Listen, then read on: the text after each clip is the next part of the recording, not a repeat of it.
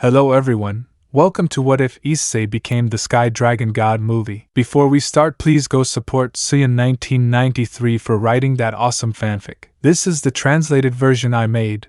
There will be some mistake in character's gender, but of course Issei is a male. Prologue. You disgust me. A deafening scream sounded within the domains of the Qua forest just outside the city itself. A small chestnut tree looked in total shock at his only friend who, despite being deathly ill, had yelled at him with clear anger. A man who looked about years old was extremely upset with the little brown-haired boy in front of him. His name was of no importance. Everyone knew him as the bitter neighbor of the neighborhood where he lived and who happened to be a neighbor of little children across the street. You are a disgrace to men, crying and begging for something as pathetic as your family is. This man, despite not being a close neighbor of the Hyodos, since he lived only a few blocks away from his house and theirs, knew about their situation. Everyone in the neighborhood knew the Hyodos, but few knew the reality behind their perfect family facade. 2 fathers and 2 daughters, and the last death of the family. Issei Hyodo, a year-old boy who has lived in the shadow of his and year-old sisters. They were everything their parents wanted them to be. Beautiful, intelligent, and most importantly possessors of secret ears. Artifacts created by God and a gift to humanity to defend themselves from the difficulties of the future. But Issei didn't have any outstanding qualities. He was just a normal boy. His family, seeing that he was not going to be more than just another person in human society, decided to dedicate their time and effort to their 2 daughters, leaving the chestnut tree aside. Instead, Issei had realized this fact but persevered with useless results. The old man hated hypocrisy, but he hated weak-hearted people more than anything. Weak-willed people. He was a being who rose above all races in other worlds, but after a while he got bored and left everything aside to live a normal life until the day of his death. But seeing this waste of oxygen cry over people who aren't worth it fills him with repulsion. The old man knew the little chestnut tree called Issei Hyodo. Since that day he came into her life in search of a cat that had settled into her house. He always looked out for the child's safety, reminding him of how naive he once was. But seeing him in this state makes him want to kill him instead of pitying him. Such a weak being. You will be my successor. The old man's words reached the ears of the chestnut tree, who watched him in silence. Listen, little tadpole, you will generate my power and rise up against all this scum and waste. Issei wanted to refuse because he had a feeling that something very bad was going to happen. Aren't you fed up with this life that has touched you? The words Issei was about to use choked in his mouth, and he didn't let out a sound. Issei, your family doesn't care about you, your friends abandoned you, and to be honest I doubt you'll stop being a virgin if you continue with that mediocre attitude. Issei swallowed hard at these words. He knew this but didn't want to accept it. Go home. Think about what I told you, but remember, in this life, one is on top, but tomorrow, one will be on the bottom, and only the powerful can decide the meaning of justice. The little chestnut tree that spent his days in his only neighbor's house returned home quite early that day. When he arrived, the only thing that greeted him was silence. His father was never there and his sisters weren't there either. They didn't always go out together as a family, leaving him forgotten, as if they didn't care. It was always like that since he turned years old. Upon entering, the chestnut tree noticed something strange. His mother's room was open, and that was something strange. As he approached to close the room, he immediately realized what had happened. The room was empty and tidy in such a way that it looked like someone was moving out. Panicked, he approached to see his sister's rooms, and without any resistance, he dropped to the floor. A heartbreaking cry sounded inside the house. His family finally took the step that had to happen. They had abandoned him. Several hours passed. Issei was lying on the sofa watching the PM news. The refrigerator was half full. At most, they'd last 5 or 6 days. And he had no way to get money. He was too young, and if he called the police, he'd most likely end up in an orphanage. But despite all this he was seeing, he didn't feel any hatred toward his family. In fact, he was smiling as he watched TV intently. It was all his fault. He never wanted to face reality until it hit him in the face. The situation was going to end like this sooner or later, and he knew it, and now that he was here, the only thing he could do was move on. Live for yourself. Live for him and only for him. No one would pity him for being a child, other than giving him pitying looks. He would no longer have the support he always wanted from his family, despite never having it in the first place. His best bet was to accept the help the old man had offered him. Only then would anyone dare to see him as a mere waste. Chapter 1. Years later, a young man with brown hair walked calmly through the streets of Ko's city.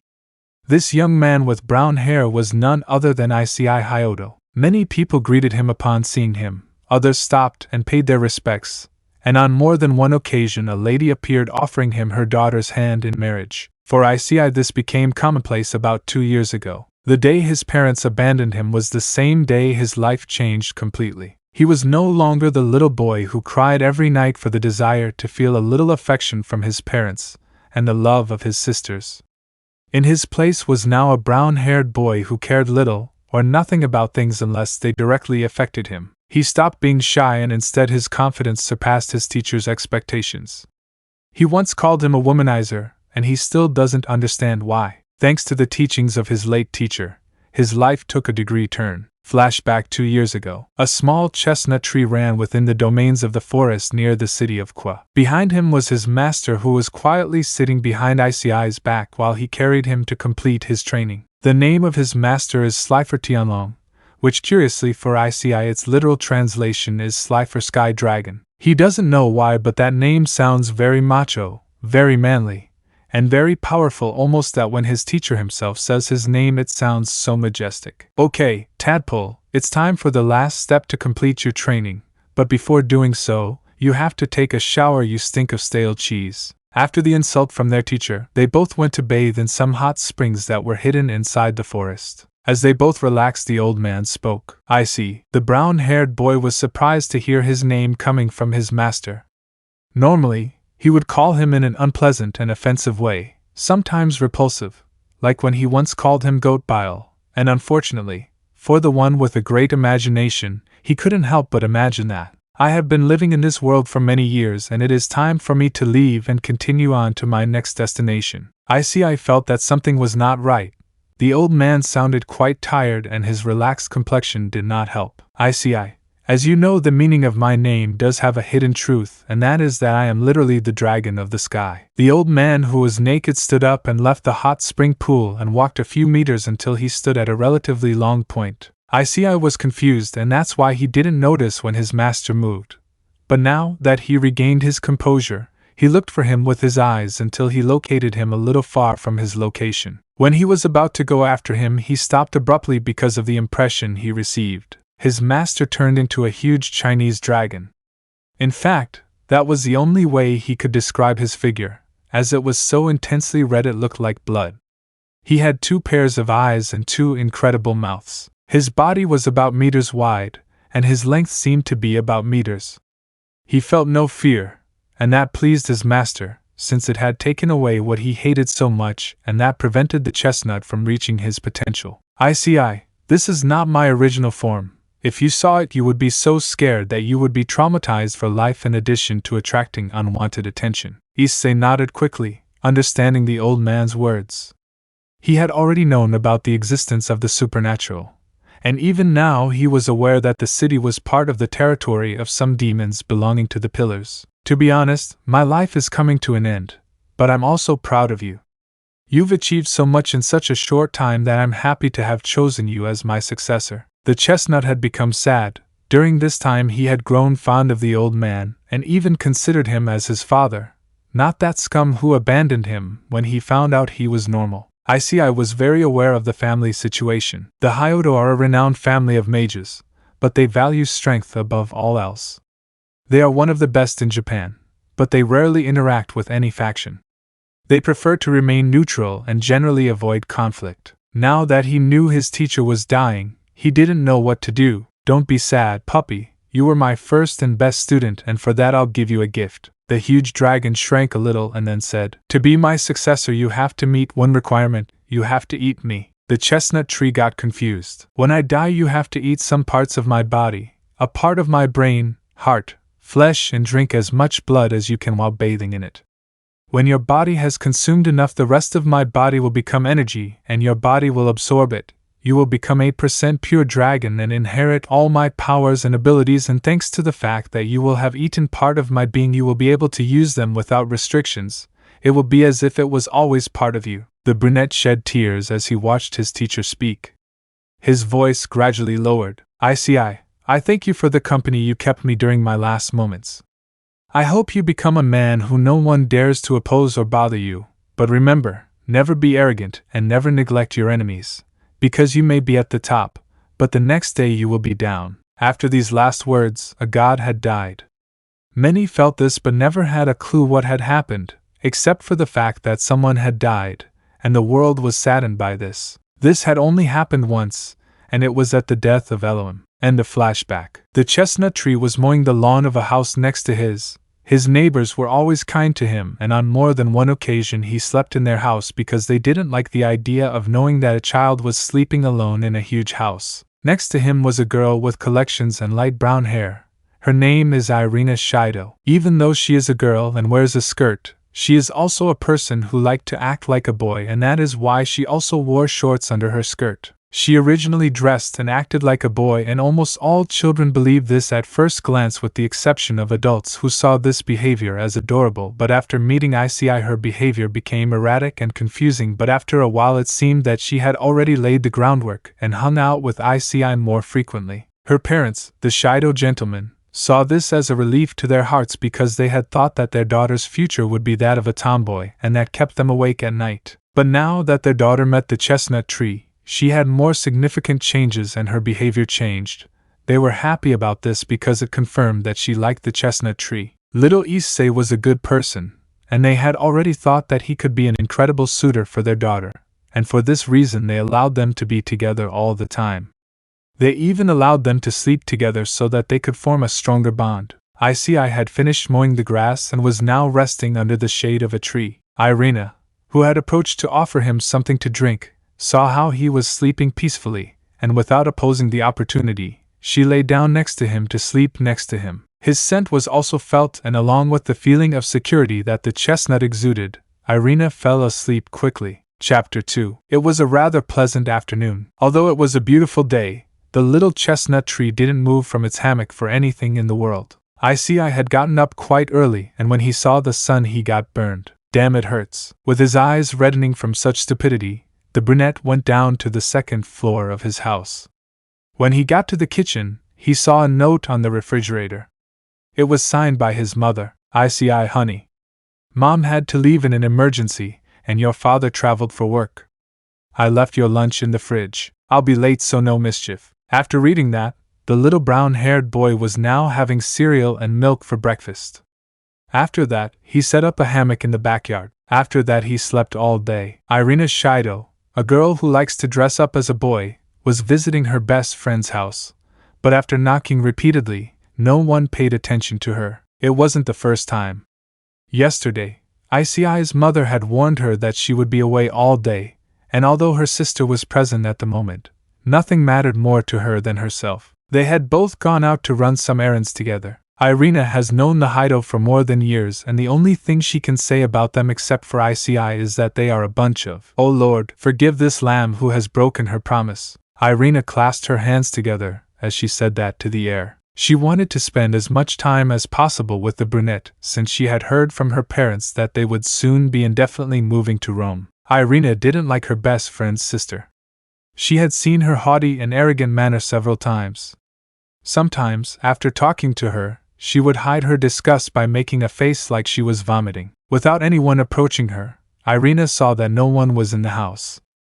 As she had the key to the patio, she entered easily and saw how he was sleeping peacefully. As I approached, I stood next to him watching him sleep. It was so cute that Irina blushed, and from one moment to the next she began to hyperventilate. She was panting while her mouth was letting out a little saliva. On the other side of the city, a girl had a special day. She had been waiting for this day with her family for a long time. The city was protected by a demonic house, but as it soon changed location, the council decided that the Gremory together with the Citri would be in charge of the city's security. Since her friend would not be coming today for dance classes, she and her mother would take a walk to familiarize themselves with the future work environment. Okay, Sona-chan, don't leave my side.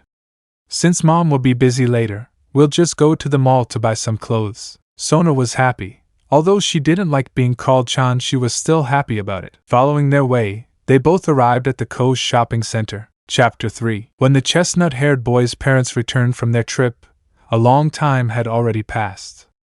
Issei wasn't the typical child who cried when he didn't get what he wanted or when he didn't want to do what he was told. If it weren't for the presence of his neighbor who was a close friend of his, along with the constant interaction with her parents, the little brown-haired boy would have long ago become someone devoid of emotions and sympathy. When Issei's parents returned home, they didn't do what normal parents would do after traveling for a long time, which is look for their son and ask how he was or if anything bad happened. They just came in, ate all the food Issei had bought to last them about a week, and left all their dirty clothes in a corner, as if they were waiting for an employee to pick them up for them. Issei was reading Sumeroge when his family showed up.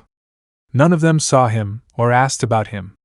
They were so ecstatic about their sister's results that they dared to speak ill of him on more than one occasion. He eventually returned to his room when he, accidentally, dropped a glass cup that had some water in it. Since then, a few weeks have passed and the relationship between his parents and him was quite tense. He didn't speak to them or allow them to discuss the matter. It was enough to hear his sincere thoughts when they dared to speak ill of him behind his back. His relationship with his sister is more or less the same. The difference is that he gives her the silent treatment. Today he and his friend were heading to an arcade near the center to spend their last day with her, since the next day Irina will travel to Italy with her parents without knowing when they will return. They both moved forward while talking about some new gift machines that Issei accidentally bumped into someone. When the chestnut tree fixed its gaze, it saw a girl a little older than him who was also on the sidewalk. Irina felt a bad feeling for a moment when she saw the girl with glasses before her. She felt this encounter was a bad move for the relationship she had been cultivating for so long with the brunette. Sorry, it was my mistake. Issei got up from the ground and offered his hand to help the girl in front of him. Thank you. The girl, dressed in a one-piece summer dress, stood up from the ground as she accepted the brunette's hand. She was also about to apologize, but upon seeing Issei's face, she stopped before beginning. The brown-haired boy didn't notice the sudden change in the girl's emotions, but Irina did.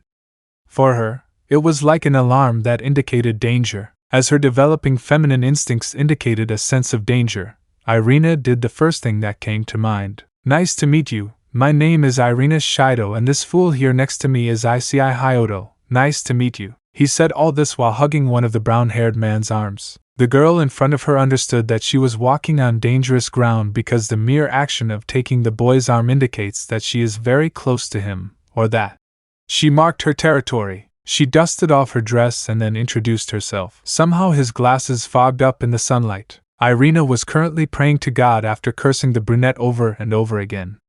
She doesn't know how or when, but somehow Issei invited Sona to go with them to the arcade. To top it all off, she expected her new group mate to back out and refuse the invitation, but the opposite happened. Now they were both talking to get to know each other better, rendering her move of interfering in a conversation in the best way possible completely useless. Standing between the two. Chapter 4. Today was a good day. The sound that the electric rays made resounded from time to time. The city of Ko was under a huge storm. As the rainy season started a couple of months ago, it was normal to have days of rain, but today Japan was hit by a typhoon. It's been a long time since Irina went to Italy. Issei was alone in that house. His parents unexpectedly decided to go on a trip because his sister had earned money from who knows where, and they left without telling him. 2 days later, he received a postcard with photos of them at a monument in Yokohama. For any normal person or a healthy child like him, he should have been angry. It was his right. But for the brown-haired boy it didn't matter. He learned a long time ago that family is only those who care about you. There could be many definitions of family, but for the chestnut it was enough that his closest beings cared about him. The rain was lashing heavily against the house. With the power of the young chestnut it would be easy to eliminate this storm, but he loved the rain. He's always loved the rain.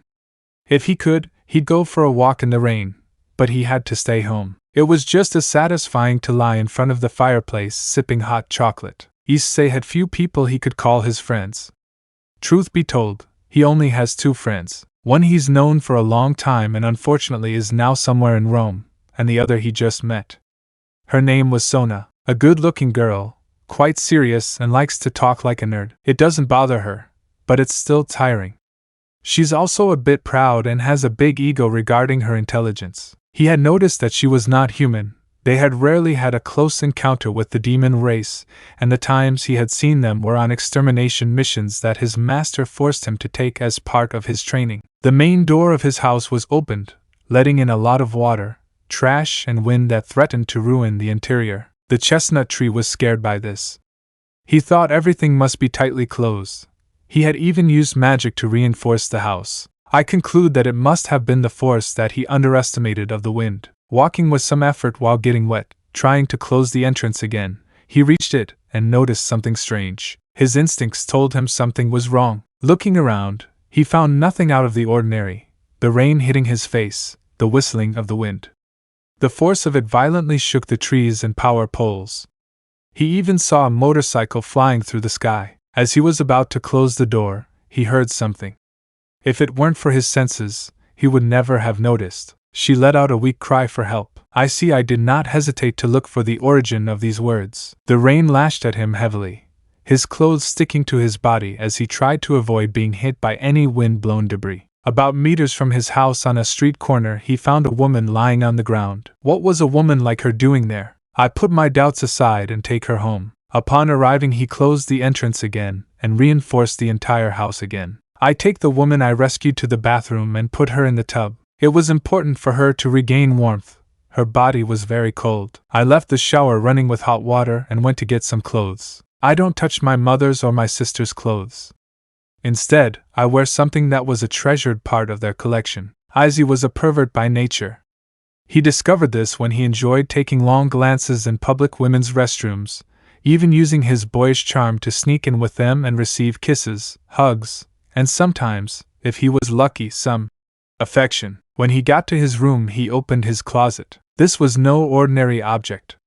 It was much larger than it looked, and it held his collection. In it there were clothes of different styles, from women's lingerie, wedding dresses, uniforms, school uniforms, bunny suits. Issei felt frustrated at not finding any decent clothes that fit his guest, but then he saw something that made his eyes light up. Upon returning to the bathroom, he began to check on his tenant. He had many wounds that were bleeding, several bruises all over his body, and his clothes were a mess. Issei didn't pay much attention to the fact that the woman's figure was too good to be true. Issei began to wash the woman's body and then proceeded to heal her wounds using some healing magic he learned. While changing the woman's clothes, he found a tag with a name on it. Gremory. Issei finished changing the woman and then took her to his room. When he laid her down, an idea came to him. And if you checked his pulse? Issei wasn't a completely innocent child.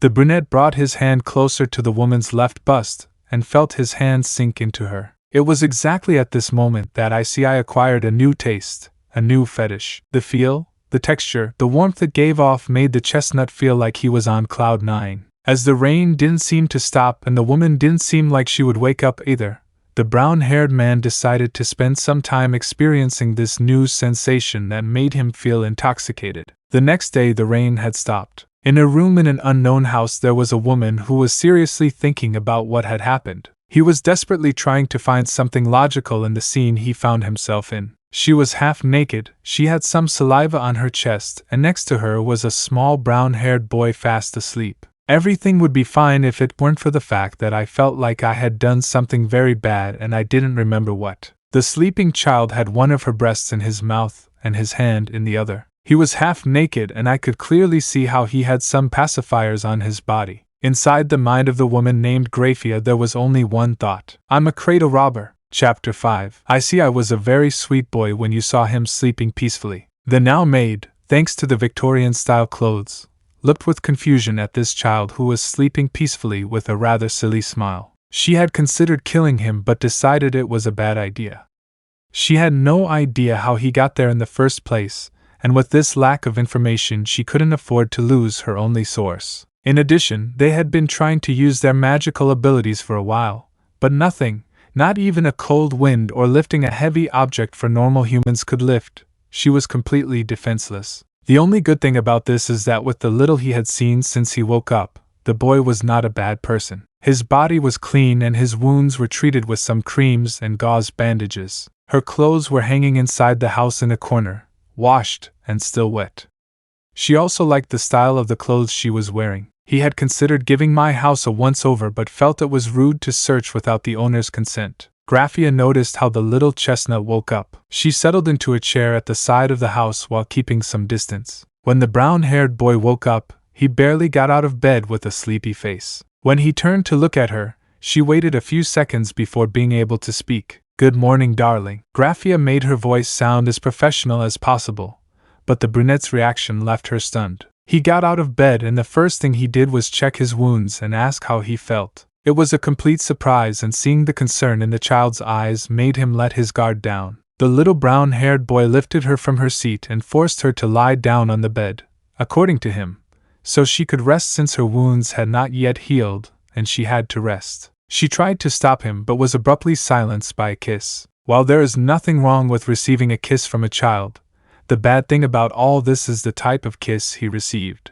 Graphia didn't know how or why, but the boy not only silenced her with that action, but he had also put his tongue in her mouth, and his kisses felt so good that he only stopped when they both needed air to breathe. He had to admit it was the best kiss he had ever received in his life, but he didn't let the boy get away with it. He tried to give him a sermon, but his words were silenced when the brown-haired boy excused himself. "But isn't that supposed to show your concern?" The way he said it was enough to short-circuit the maid's mind and leave things at that. Issei left the room and went directly to the kitchen to prepare lunch. The rest of the chestnut had a happy expression. Upon reaching the kitchen, he found a notebook along with a pencil. Issei opened it and looked for his wish list before he died, marking one as completed. Kissing a beautiful MILF for minutes. The chestnut closed the notebook and kept it in a special place where it would never be found. The chestnut tree proceeded to prepare to cook breakfast for him and his guests. The good thing about all this is that his family will not return for a month, as he understood, and his other sister will not come either until her studies abroad are finished. While the brown-haired boy was preparing things upstairs in his room, there was a maid trying to hide her blush and embarrassment by repeatedly hitting Issei's pillow. "Silly, silly, silly, I really am a cradle robber." Chapter 6. Time passed, and in the end, Graphia stayed with the chestnut tree until she could recover from her injuries properly. During all this time she lived with little Issei every day during her stay in that house. In those days, Graphico had learned some things from the chestnut tree that had made her feel quite sad about him. One day while they were having dinner together in the chestnut tree's room, she asked about the whereabouts of his family. The answer was not what she expected. The little brown-haired boy had shed a few tears that made her feel bad for asking about something so delicate. She thought that maybe they had died and that now he lived alone. Issei decided to tell him a little lie to avoid leaking too much information. He had said that his parents travel a lot throughout the year, and because of them he had to learn to be self-sufficient just to avoid causing problems. Graphico's heart broke at this revelation. No child had to work so hard to survive. That night, the girl allowed the brown-haired boy to sleep hugged by her. The following days were quite normal. Graphia had recovered enough and could now walk without wobbling. Since she lost her powers, the maid has been trying to get used to the human way of life. For Elma it was extremely difficult to adapt to this sudden change. The good thing was that she received constant support from the little brown-haired boy who attributed his problems as part of his ailments, which made Issei see him as someone tender, and that made a good impression that added positive points. Sometimes the chestnut tree didn't allow the maid to do much, leaving the maid to sit and watch the chestnut tree's daily life. During that time the maid learned that the little brown-haired boy was not a normal child. His way of speaking and behaving made him look like an adult, and sometimes the maid's imagination went so far as to imagine him at a more mature age. In one of his ramblings he went so far that he even bled from his nose. When Issei asked her what was wrong, she tried to hide her blush with a somewhat nervous smile. In his observations he learned of the good abilities that the chestnut had. He knew how to cook, wash by hand, clean, run errands. He had a perfect notion of the world, and his dialects sometimes surprised her when they discussed complex topics such as economics or politics. Slowly,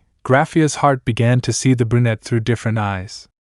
A feeling different from the others was beginning to take root. A couple of days later the chestnut tree left quite early. He had said he had some errands to run, and that it would probably take until the evening. Issei left the maid alone at home. He had left food just to preheat something that warmed the maid's heart. While Graphica stayed watching television, the hours passed and boredom began to take its toll on her. After PM he decided to take a walk around the house. Since he arrived, he had only been to a few places that were already quite familiar to him. Graphia returned to the chestnut room. There was a place she wanted to check for a long time. It was a secret compartment that was behind a wardrobe, if I remember correctly. When she got there, the maid moved the chestnut's clothes away and saw the bottom of the box. It looked completely normal except for a figure standing in the corner. It looked like a puzzle. It was a little difficult to complete, but I managed it after about half an hour of trying. When she opened the secret door, a small world was revealed to her, and Graphie could only blush. Chapter 7. A huge explosion took place somewhere in the underworld. The amount of energy released was such that it caught the attention of the fallen angels and demons whose territories were located near where the explosion occurred. The only ones who were able to act immediately were the evil Lucifer and the governor of the fallen angels. Both went to that place through teleportation ready for combat. The only thing they didn't foresee was the surprise they encountered. When they arrived, a terrifying pressure consumed them completely. The air was so heavy that it was difficult for them to breathe. The weight on their shoulders was so great that they had to lower themselves to the ground and try to stand to avoid kneeling. Smoking craters dominated the surroundings. The forest had disappeared, and in their place were scorched or petrified trees with clear signs of burning. This was all they saw. They could hear roars coming from the cloudy sky, but they didn't dare to use their power because they both feared dying. Sometimes they could see flashes fill the skies along with screams of agony and pain. When the pressure was lifted, both leaders barely held their postures. They looked up and saw something that will haunt them like nightmares for the rest of their lives. In the sky, a huge red dragon consumed the remains of another, slightly larger dragon. Azazel vomited his lunch, and Surzek felt the same urge. Both recognized the poor victim. He was a candidate for Dragon King, and on more than one occasion challenged Tianman for his position. His name was Karhex the Winter Dragon. Both could see how that unknown but imposing red dragon consumed the flesh and blood of their own species. It was so bizarre, so hard to digest that both of them could only watch without being able to do anything. The worst part was that they could still hear the Winter Dragon's faint attempts at speech. They could barely hear its voice, an attempt to plead with its captor, who was slowly consuming its life, to stop. They were the longest minutes the leaders had ever experienced in their lives. In the end, more than half of the dragon had been consumed. Its life had ended a while ago. Now only a part of the corpse of what was once a proud dragon remained. Surzeka's skin crawled. The dragon's fixed gaze, its pair of eyes passing over him, had made him feel very small. It was dangerous, extremely dangerous. Too dangerous for the good of his mental health. The fear he had experienced was so great that his brain could not bear it, and he fell unconscious to the ground. Azazel was feeling better. He had avoided direct contact, and that had saved him. When the dragon stopped paying attention to them, it was the governor's opportunity to look at him. Its size was enormous. Its body was so long that its size would dwarf the dragon's infinity. Even with everything the fallen man could see, he knew it was much longer since the body of this unknown being was among the clouds, and he could not see its tail. The red dragon gave a mighty cry and a portal appeared above him among the clouds. Azazel stood watching until the light from the portal disappeared and nothing but devastation remained in its wake. The governor fell to the ground. Beside him was Surzeka's unconscious body, and he was grateful to be able to live another day. "I'm already too old for this shit. I should give my position to Penemu or someone else." Azazel would make sure to investigate where the hell those monsters had come from. Maybe the White Emperor Dragon knows something. Chapter 8. Issei Hyodo. A charismatic and extremely affectionate boy, he was sad. Before midnight, the little chestnut-haired boy had returned to the safety of his home. He was sweetly greeted by Graphia, who gently hugged him. The maid's appearance had improved, and upon checking her health, Issei knew she was better than when he first met her.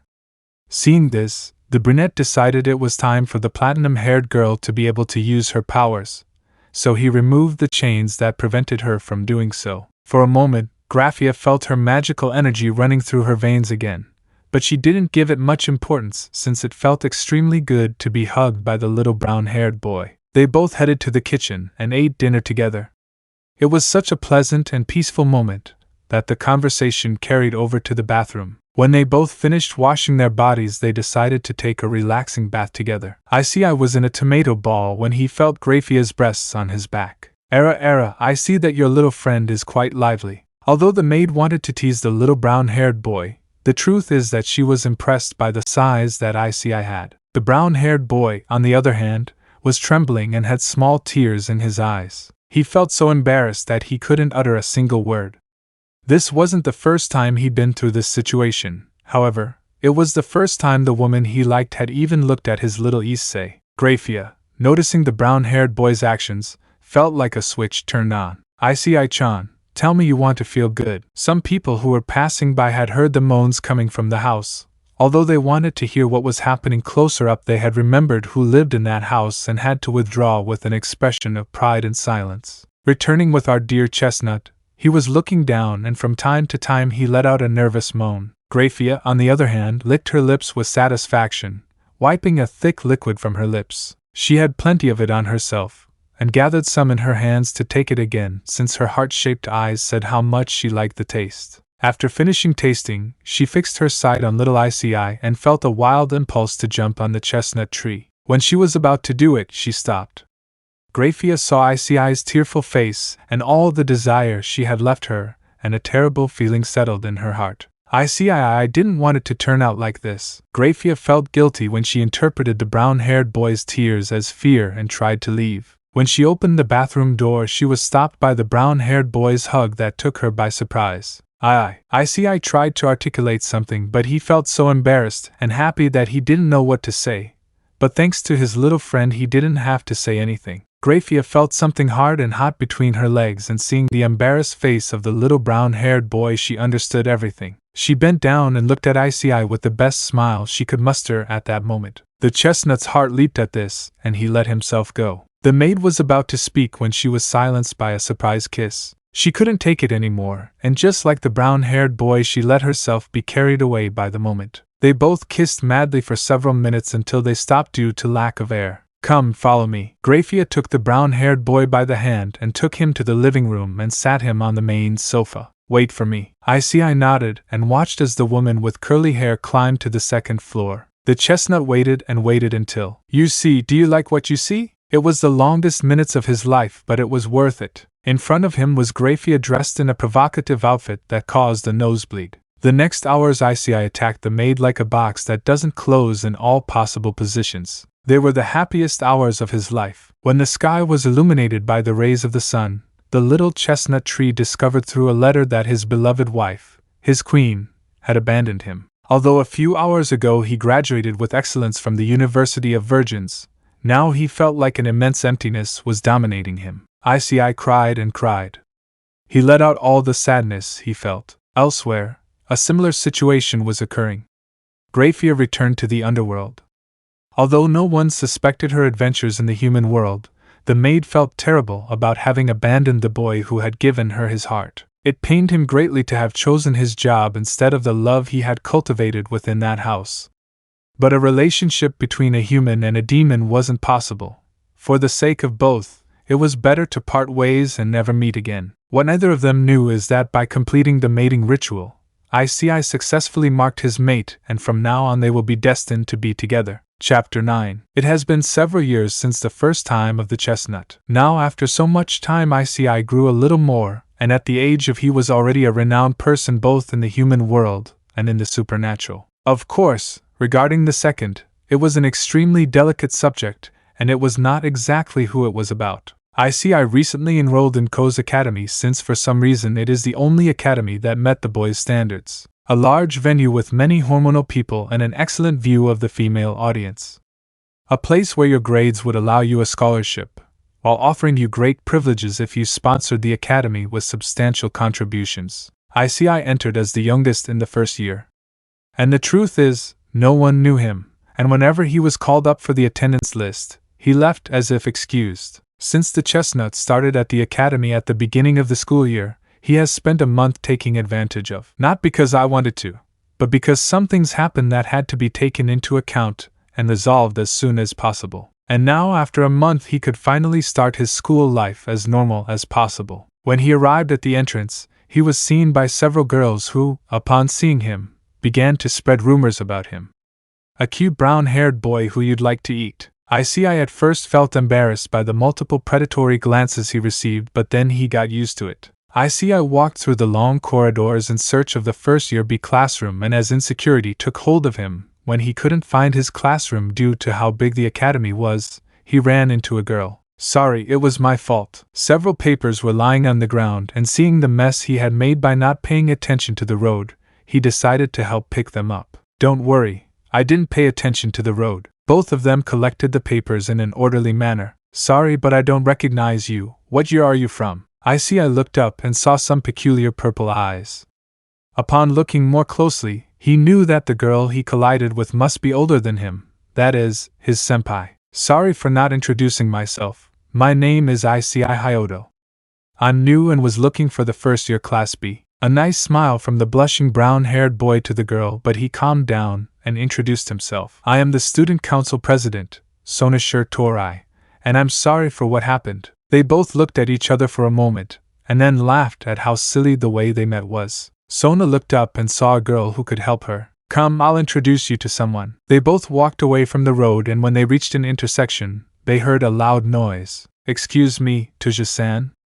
Could you spare a little of your time?" Issei, who was behind Sona, suddenly appeared, scaring Kaneko, who moved away a few meters. "Wow, how fast," Issei said in total surprise. "Agem, Issei-san. This is Kaneko Tuju, your new classmate." Issei greets very politely, which surprised the girls. "Nice to meet you, my name is Issei Hyodo." Kaneko for a moment believed that seeing her partner Kiba in Issei's position made her curious. "A pleasure, Tuja-san. Could you please guide Hyodo-san to the classroom, and then show him the rest of the academy?" Kaneko nodded, and with a farewell they both said goodbye to Sona. The aforementioned watched Issei walk away with Kaneko and thought, "He's a pretty sweet boy." Realizing how silly that sounded, he blushed and decided to walk quickly to his destination. Issei was introduced to his new classmates, and was well received by them. In the first few weeks he managed to make himself known as someone impressive by answering all the questions from his teachers and doubts from his classmates, which caused pleasure among them. Thanks to Kaneko being the first girl he met, he established a friendship with her, and since they shared some particular tastes, it wasn't difficult to achieve it. 3 months after entering, something happened. Sona along with the other council members quickly headed to the entrance of the academy. Upon arrival, they saw many students looking in one direction. They made their way through the crowd, and when they arrived they were greeted with surprise. In the middle of all those people was the new guy she met recently, who had a completely different look than his usual happy expression that everyone knows. Under his feet was a man he immediately recognized from the many problems he caused the academy. This was a former student who was expelled shortly before she became president for several charges of harassment and abuse towards women. In one corner was Rias with a kino, and between them was Kaneko, her clothes torn and a blanket. Next to them was Kiba, with a death glare and his fists tightly clenched. When she looked back at the boy on the ground, she knew what had happened, and thanks to them, the doubts she had about the little brown-haired boy disappeared, although she was still intrigued by the abrupt change she witnessed before her. Issei had a cold and quite angry look. There were traces of blood on his fists along with the clothes he was wearing. On the ground was the boy who tried to overcome Kaneko, and thanks to them his face along with his ability to have children will take a long time to heal. Sometimes he thought it was better to end the lives of these wastes, but he decided to let it go since it was not worth it. Chapter 10. Azazel was in his office trying to sleep after drinking his most recent acquisition, a Amarane wine that he bought on the black market in the human world. At his side was his good friend Baraquiel, who had tried several times to wake him up. Angry at the amount of work he had, finding his supposed boss in that state only bothered him more as time went on. Leave the old man alone. It's the least he can do in his current state. At the door, prostrated in front of her, was the current White Emperor Dragon. He's been like this for days. This can't last any longer. Baraquiel was extremely upset. And if I have to wake him up by hitting him, I will do it if that wakes him up. A spear of light materialized and was about to throw it, but Vala stopped it with a hand on his shoulder. Leave it. Baraquiel felt his instincts telling him he was in danger, and that in itself impressed him. Since Vala was under Azazel's wing, he had never defended him. Come, I'll show you something. Vala left the office, and the boss had no choice but to follow him.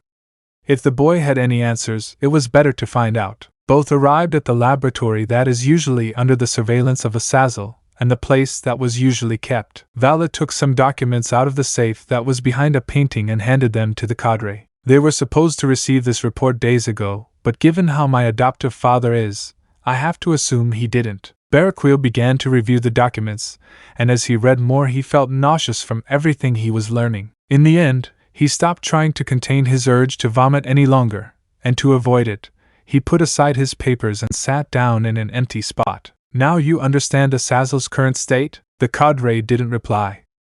Instead, he felt like going to sleep and thinking about the immortality of the crab. Part of the information in the papers was part of what its tenant knew, and although he now knew the battle power of this dragon, the desire to fight that he always had when he met a new adversary was not present. Even he felt chills just thinking about facing such a being, a dragon that reached the power of the gods. Slifer, the dragon god of the sky.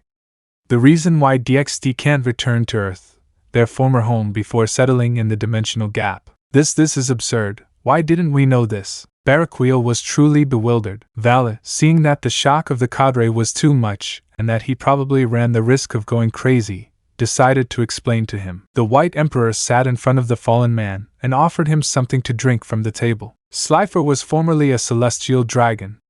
There are other celestial dragons, but they generally avoid contact with the living beings of this world. The cadre drank his drink in one gulp and then stared at Vala. Who is he? Where did he come from? Because we didn't know anything about him. Vala didn't respond. He saw that this would be a long conversation, and for that he would prefer a clearer place to talk, since he felt that the more people know about this monster the better. Originally, he was a dragon who lived in the sky without contact with anyone until one day a boy saw him by chance. This was Pharaoh Atham, son of Akhenatham of Egypt. Slifer is a dragon god from ancient Egyptian mythology. His original name before ascending to divinity was Slifer, holy celestial dragon of the sky above Osiris. Chapter 11. Slifer is the original dragon that protects the skies of the known world from external threats. According to the investigations and stories told by the White Dragon, this being is so powerful that he even expelled the Dream Dragon from the world without much effort. Slifer is one of the first celestial dragons who, after protecting his home on Earth for eons, became a divine entity.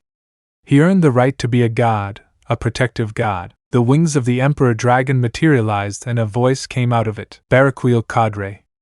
The existence of this being is of vital importance to all life on Earth. The fallen angel just looked at the wings with full attention. His sanity had not been damaged, and now he could think in a more rational way in light of the information he was receiving. In this world, there are several celestial dragons. We, the White and Red Emperors, are the youngest among our kind, and as you know, the titles we hold are not just mere ornamental names. Barraquil bowed his head and said, Supremacy and domination. That's right, Cadre. We both represent two fundamental aspects of life, the right to dominance and the right to superiority. We both exist to make these concepts known and to others. Just like us, there are other dragons who fulfill a similar role. Okay, do what I taught you. Without flinching, I created a magic circle. An image was shown in it. This is Issei, the celestial dragon of the atmosphere. I've had the pleasure of exchanging words with him on a couple of occasions, and all I can say is that he's a man with a bad temper and few words. He usually stays between the space surrounding the lunar orbit and the Earth's ozone layer. He's one of the dragons that protect the Earth. Blue Eyes Celestial Dragon. If you ever run into him, avoid direct confrontation. He doesn't like to be bothered and usually stays somewhere where the cold is a daily occurrence. There are other dragons, but I don't know them. Maybe Drake knows something about it, but until its bearer appears, I recommend that you forget about investigating more about it. These beings do not relate too much with living beings and generally prefer to keep their distance or anonymity. The Barraquil Cadre felt a terrible headache, knowing that there were not only but several dragons with the title of Celestial, without counting a dragon god who lived in the heavens with enough power to humiliate the one who believed himself to be the strongest of all the dragons in DXD. Albion-sama, do you know how to fight this sky dragon god? Is there anything we can use in case a direct fight is unavoidable? Vala's luminous wings flickered for a while and then stopped. I can tell you some things that might be useful, but I don't think you can use that information as such. Barraquil, through a magic circle, began to record what the White Emperor would say. To begin with, Slifer is not a normal god, just as I am capable of dividing both magical power and physical strength, or objects among other uses related to divine division, or as Drag is capable of multiplying the base power of a living being or object. Even Slifer himself is capable of doing something much worse. He can deny any energy time. It is capable of negating an individual's fighting ability, as well as multiplying their base power, whether it's their own or someone else's. Thanks to its two jaws, it is possible to absorb all types of attacks and turn them into its own. It is in fact one of the most problematic dragons that exist, or have existed. Few people know this, but Slifer is a being that couldn't be defeated by conventional methods. In fact, an effective way to fight him without a net % chance of losing was still unknown. For Baraquiel, who considered this god of the sky a threat, he was an entity that was best turned into an ally at best. While the Fallen carried out their daily activities just like all parts of the biblical faction in a place in the underworld, a black and viscous slime emerged from the depths of the ground and took the form of an amorphous mace that slowly turned into a human-shaped statue surrounded by hundreds of stakes with trident points. Chapter 12. Things have been pretty normal the last few weeks. Although Issei was now quite a well-known person among the females of the academy, none of them had managed to win the heart of the brown-haired boy. Issei was a very popular boy. He was good at sports, he had very good grades, and his appearance caused diabetes in women, especially those who ate the brown-haired man with their eyes. Just like the Prince of Ko, who was Yudo Kiba's nickname, a first B-boy, Issei had his own nickname, Break Heart Kid. It was a name that had a double meaning since heart and hard were similar words and their pronunciation was very similar, so it was often taken as a nickname with a double meaning. On more than one occasion the student council tried to clear up the misunderstanding, but it was impossible, and in the end they left it like that. The Heartbreaker, or the hotly grapeable boy. Issei on more than one occasion had no choice but to hide, since the predatory glances did not just stay there. Although thanks to that his relationship with Kaneko deepened more. They both started premiering together all the time. Even when they arrived or left the academy, they were together, thus creating several rumors that managed to momentarily stop the harassment. Issei, pervert, give me my candy. Kaneko was standing next to the chestnut tree on the rooftop where they usually meet for lunch. As a thank you, Issei started cooking various types of sweets, and gave them to his friend every day. Kaneko took the sweets as if they were a cat with a fish. Issei simply had a rather complicated expression.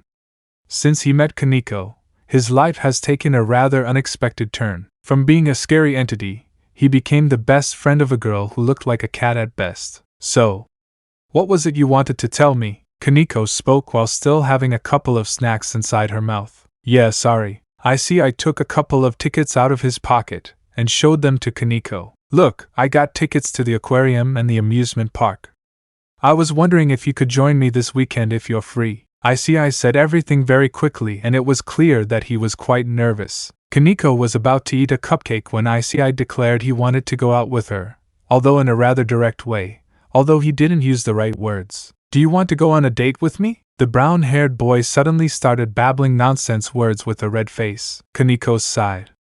She had seen this coming, and she really hoped it was just her imagination. Kaneko suddenly stood up, throwing the sweets to the ground, which puzzled the brown-haired boy. Issei-san, you're a great friend, but I don't think we can be anything more. The brown-haired boy tried to speak but was silenced. You're a great friend, and I appreciate you for that. But a relationship beyond that simply can't work. You're too shy and not strong enough, to say the least. Plus, in a risky situation, I couldn't count on you. In fact, you'd be a burden, and that's not even counting on other things, like your love of action figures, manga, and spending hours in the library, etc. Issei felt his heart ache, an ache.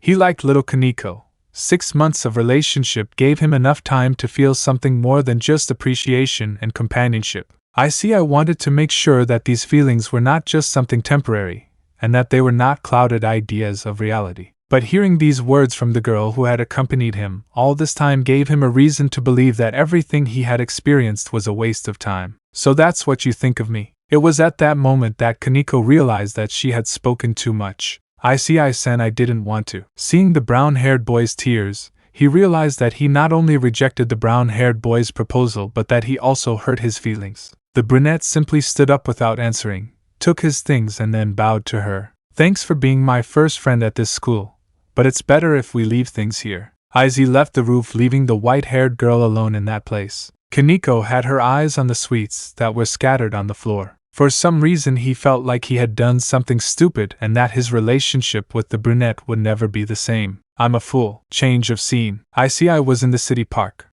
He was eating some ice cream and trying to figure out what to do with the tickets in hand. I didn't have many friends so far, and it would be very strange to ask a man out. His family was at home thinking about his sister who disappeared a few years ago. He never cared, and neither did his parents. If they never cared about him to begin with, why now?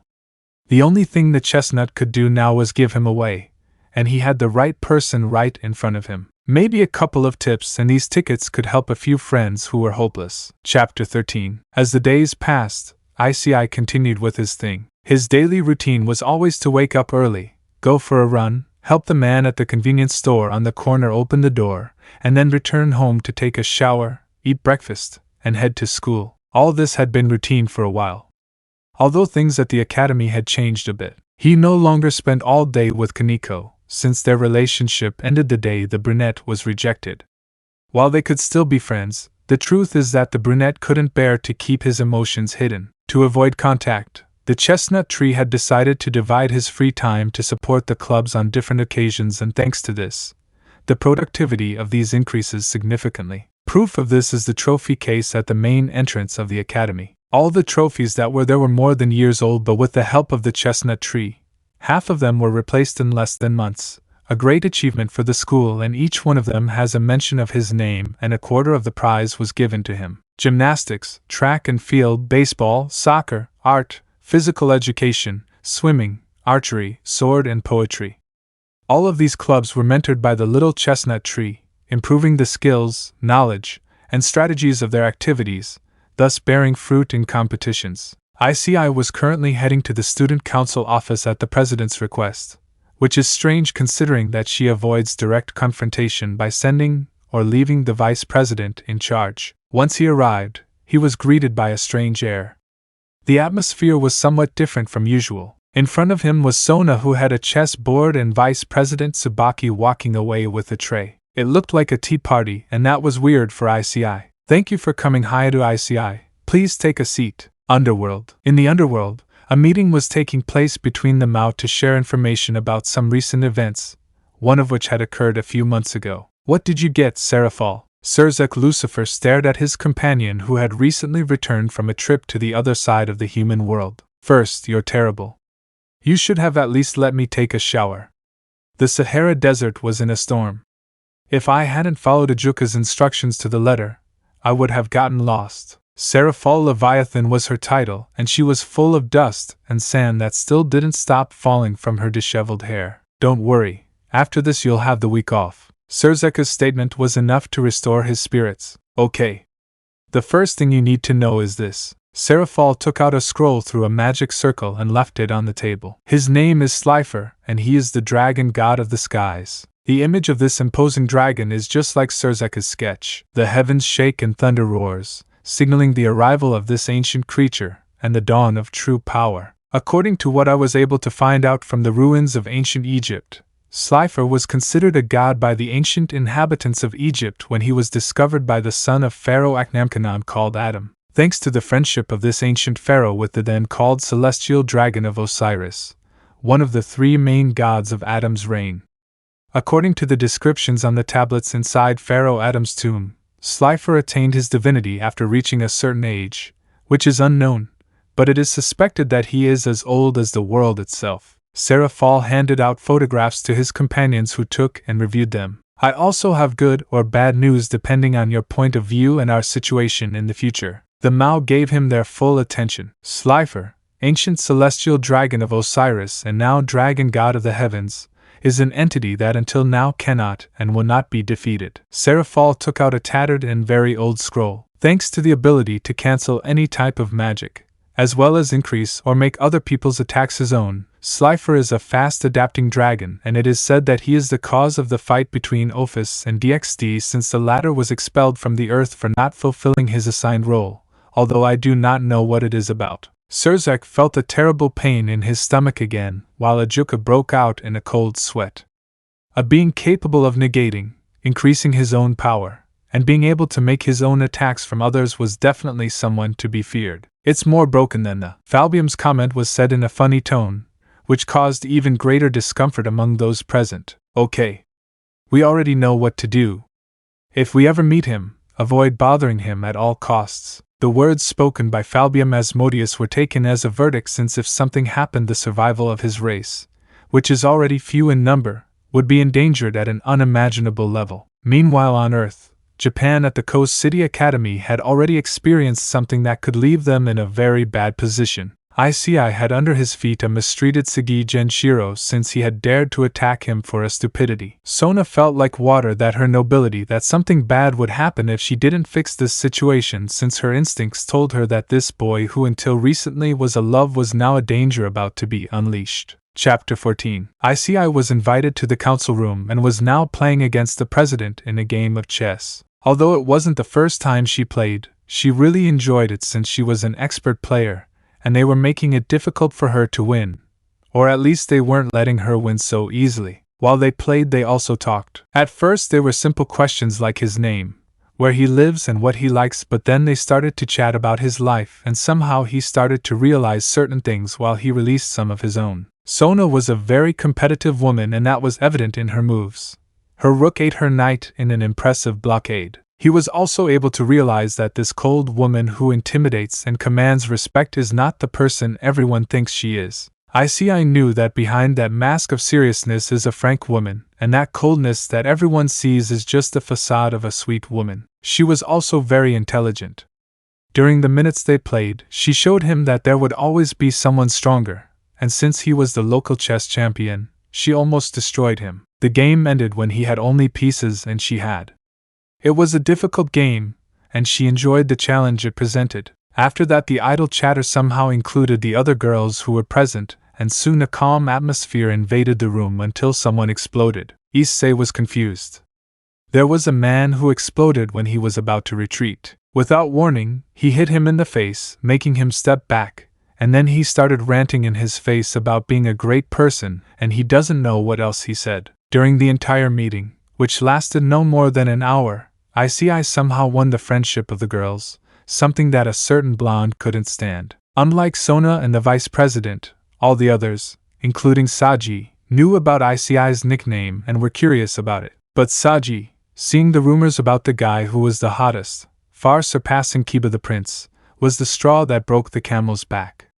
When he saw that he had managed to make the president blush with just a kiss on her right hand, he felt his pride as a man completely shattered. The blonde had been trying to gain the trust of the entire council for a considerable amount of time, and this boy, who they didn't even know, achieved it in a jiffy, and to top it all off, he had done something that he had been trying to do. He kissed Sona's hand and she blushed. It was enough, and it exploded on the spot. Saji, what are you doing? The girls tried to help the brunette to get up, but when he managed to do so, he received another blow that lifted him from the ground, which horrified Sona, and when she tried to stop the blonde, that's when she felt it. The hairs on his skin, like those of everyone present, stood on end. Somehow, his instincts warned him of the threat that suddenly appeared, and fear prevented him from thinking about anything. It was just a moment, and the way it came it disappeared, but the confusion was still present. ISEEI didn't like getting into trouble, but he won't forgive such disrespect to his person. When he got up, he thought for a moment about eliminating the bleached blonde, but he quickly discarded it since it wasn't worth it. But that doesn't mean he wouldn't teach him a lesson. ISEEI, without warning and thanks to the moment of confusion, managed to damage the blonde. A blow to the face that stunned him. A combo of blows to the stomach that deprived him of the air to breathe, causing confusion and fear. Taking advantage of the fact that he did not know what was happening, ISEEI effortlessly grabbed him by the neck with a John Cena-style key and threw him to the ground, leaving him out of combat. Once he finished, ISEEI was still angry, but when he noticed the looks of the girls, he knew he had gone too far. Sorry, but I had no choice. ISEEI sat on top of the blonde and waited for whatever would happen next. Chapter 15. The chestnut was dismissed from the office, and with nothing to do he went directly to his living room. Sona didn't know that just a few minutes ago her race could have disappeared if it weren't for Issei considering Saji too pitiful to pay attention to him. Although this was beyond their knowledge, that did not mean they were out of danger. Sona had to punish Saji if she wanted to avoid something like that in the future. Seeing the blonde knocked out on the ground, a thought came to him. As Sona reconsidered everything that had happened and noticed something strange. What had been that fear, and also how was it possible that the brown-haired man managed to not only attack a demon, but also knock it out? Saji might be their latest acquisition in their pariah, but he wasn't the weak link. He was a fairly competent low-class devil, and she could swear he wasn't among the weakest of the low-class devils. Once I was cured, Tsubasa, one of his pieces, gave him the report of what the blonde had, and his surprise came. Saji received a strong blow to his abdomen that not only knocked the wind out of him, but also damaged his internal organs, although it was not too serious. In addition, the blow to his head not only stunned him, but also made sure that he would not wake up in the next few hours, leaving him out of combat. It was indeed a brilliant use of combat skills for someone as young as the brunette.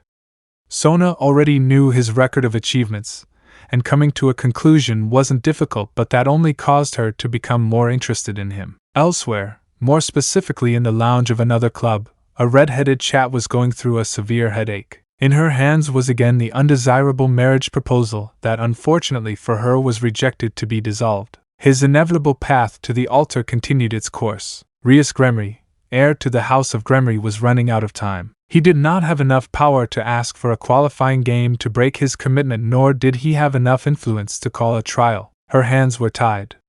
She had spent all her savings bribing various officials to help her out of her problem, but it wasn't enough if the answer in the letter in her hands was correct. Akino, her queen, offered her something to drink to digest her bad news, and the concern in her eyes was enough to tell the other members of the occult club that their queen was still having the same problem. Everyone was tense and annoyed because they were the answer to their queen's immediate problem, but because of their inability to fight properly and their lack of power, they could simply be spectators at best, which didn't please any of them. Well, everyone except Kaneko, the cute, white-haired year-old girl. She was the strongest of all her classmates, and that was because of her former best friend Issei. Kaneko, who had a bowl full of sweets in her hands, had in mind the answer to her mistress's problem, but was afraid that her help would be counterproductive, although that was only an excuse to avoid seeing the face of the boy who had told her he liked her. Kaneko was scared and confused by the declaration that ended their friendship. The feelings she had felt years ago resurfaced that day, and the fear that the same thing that had happened that night would happen again made her make a decision, even though she didn't know if she had done the right thing. At the end of the day, Kaneko, like her classmates, left the institute, each going their own way, and as she walked, she looked for the boy who could help her. She came to an intersection and jumped up to the top of a telephone tower and began to look for the brunette. After a few minutes of searching, he finally found him, although to his dismay he was on a bridge with a black-haired girl in uniform from a different institution. Seeing him laugh with that girl made her feel pain in her heart, and tears came out unaware of it. So after seeing that, he decided that it was better to talk to him once he got home, and decided that it was better to go ahead and meet him there. Chapter 16. Issei was returning home while taking small sips from a can of coffee he had received as a gift after helping close a store on his way back home. The sky darkened and the night embraced this part of the world, and as he walked back, the brown-haired boy thought about the unusual encounter with an unknown girl who was clearly a fallen angel, but was still quite pretty. Issei had no problem with dealing with 5 women, but when it was a group of more than or it became an even bigger problem when they gave him a look of sexual predator that made him feel uncomfortable. As he walked towards his house, he noticed that the lights were on, a sign that one of his parents and his sisters should have arrived. But as he got closer, he also noticed that there was a white-haired girl waiting outside, and when he got close enough he was able to recognize her. Kaneko felt Issei approaching, and when he was close enough she tried to act as natural as possible. "Hello?" An awkward silence was the brown-haired boy's response to the albino, who felt they had started off badly. "Hello?" the chestnut responded to Kaneko's joy. "Sorry for looking for you at this time of night, but I need to ask you a favor." Issei sighed and invited the albino to enter his home. Kaneko entered the building, and the first thing she thought was this: nothing has changed. It was not the first time he came and entered this house, but after his relationship with the chestnut tree broke up he stopped coming to the place he considered his home. but when she tried to move forward she collided with the back of the brunette who was standing still in front of her, and when she looked for the reason behind it what she saw was a girl of about years old so beautiful that she could compete with Rias, and some friends just as impressive. She was standing in front of the kitchen entrance, her hair wet, a towel draped over her shoulders. She was wearing workout clothes and casually sipping a can of soda. "Kaneko, I'm sorry but I'll have to ask you to leave." She tried to object, but the brunette's indifferent look stopped her. She nodded, and when she was about to leave, a voice stopped her. "And why should Issei leave?" Kaneko for a moment thought she had heard Akino because of the tone of voice used. "It's none of your business, Isabella." The brown-haired man's voice was full of indifference, although I could tell that he felt like someone very cold. "Don't be like that, Issei.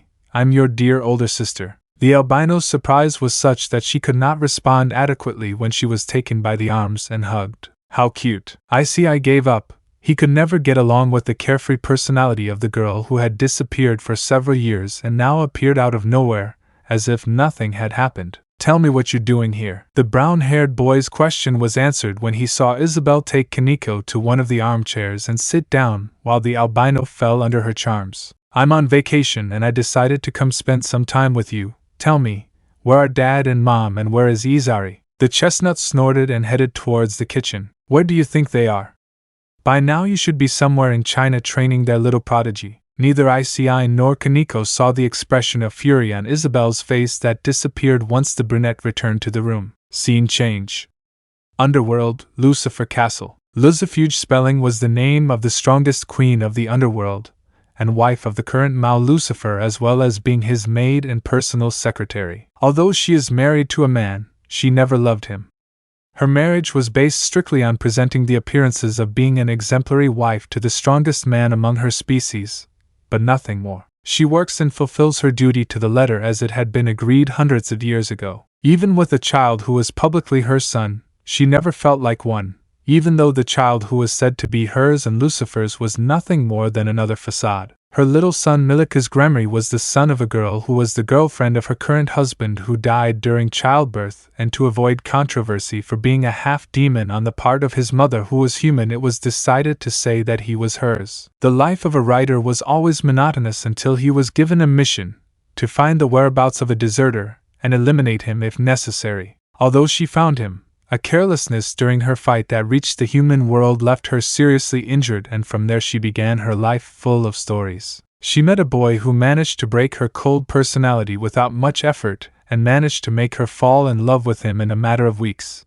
only for her to end up sleeping with him and then abandoning him, a decision that hurt her to this day. "Good morning, dear wife." A withering glance was enough to stop anything Sirzek wanted to do. "Good morning." Her dismissive tone was so icy that Sirzek thought for a moment that she was seeing him as a nuisance, but he decided to ignore that. Forgetting this part of the greetings, "I have work for you." Sirzek guided his maid to his office and handed her a couple of files. "I want you to investigate this strange disease that some demons have been experiencing." Graphia was known not only for her power but also for being quite good at matters related to medicine due to her role as a medical mage during the demon civil war. In the files were photos and names of those affected as well as the symptoms each of them suffered. So far we have had about affected patients, of which have died and all the rest are unconscious. Photos of the withered corpses of the bodies in a charcoal black color were all that remained of the victims. The quarantine zone is a small town far from here and all the residents were affected, or so we think. Graphia saved the files and left without saying goodbye to the redhead who could only sigh for it before starting his daily work routine.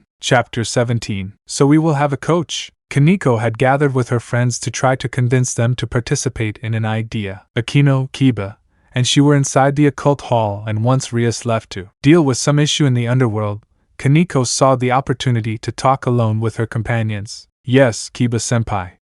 I asked a friend to do me a favor and train them if possible." Era, and who is your little friend Kaneko-chan?" Akino was visibly interested since she wanted to know if anyone was willing, and she was also curious to know who it would be. Kaneko hesitated a bit but in the end decided to answer honestly. "Issei-kun." Both Kiba and Akino were surprised by this.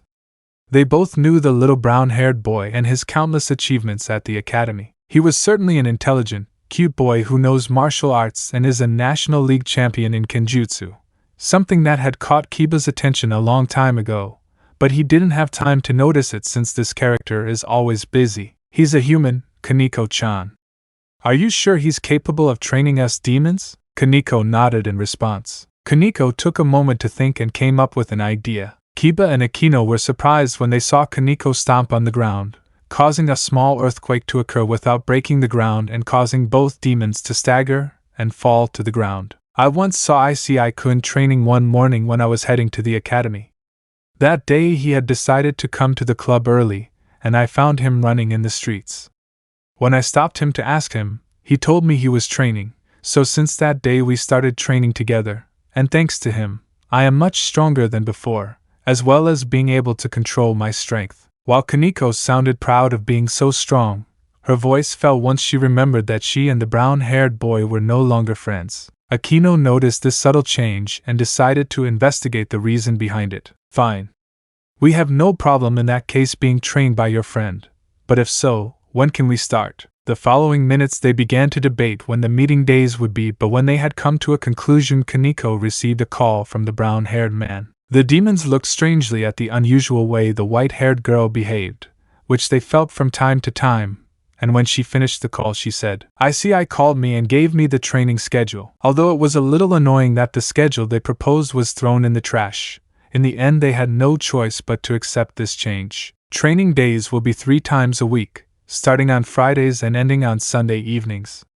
According to the academy, he will be responsible for obtaining permission for the entire day on Fridays. Once they finished laughing, he casually appeared, only this time he had an angry look on his face. That same night Issei was outside his house with several other guys who were leaning behind him. Situation. One of them stepped forward and said, "Sir, the infiltration mission in the Vatican has been a success.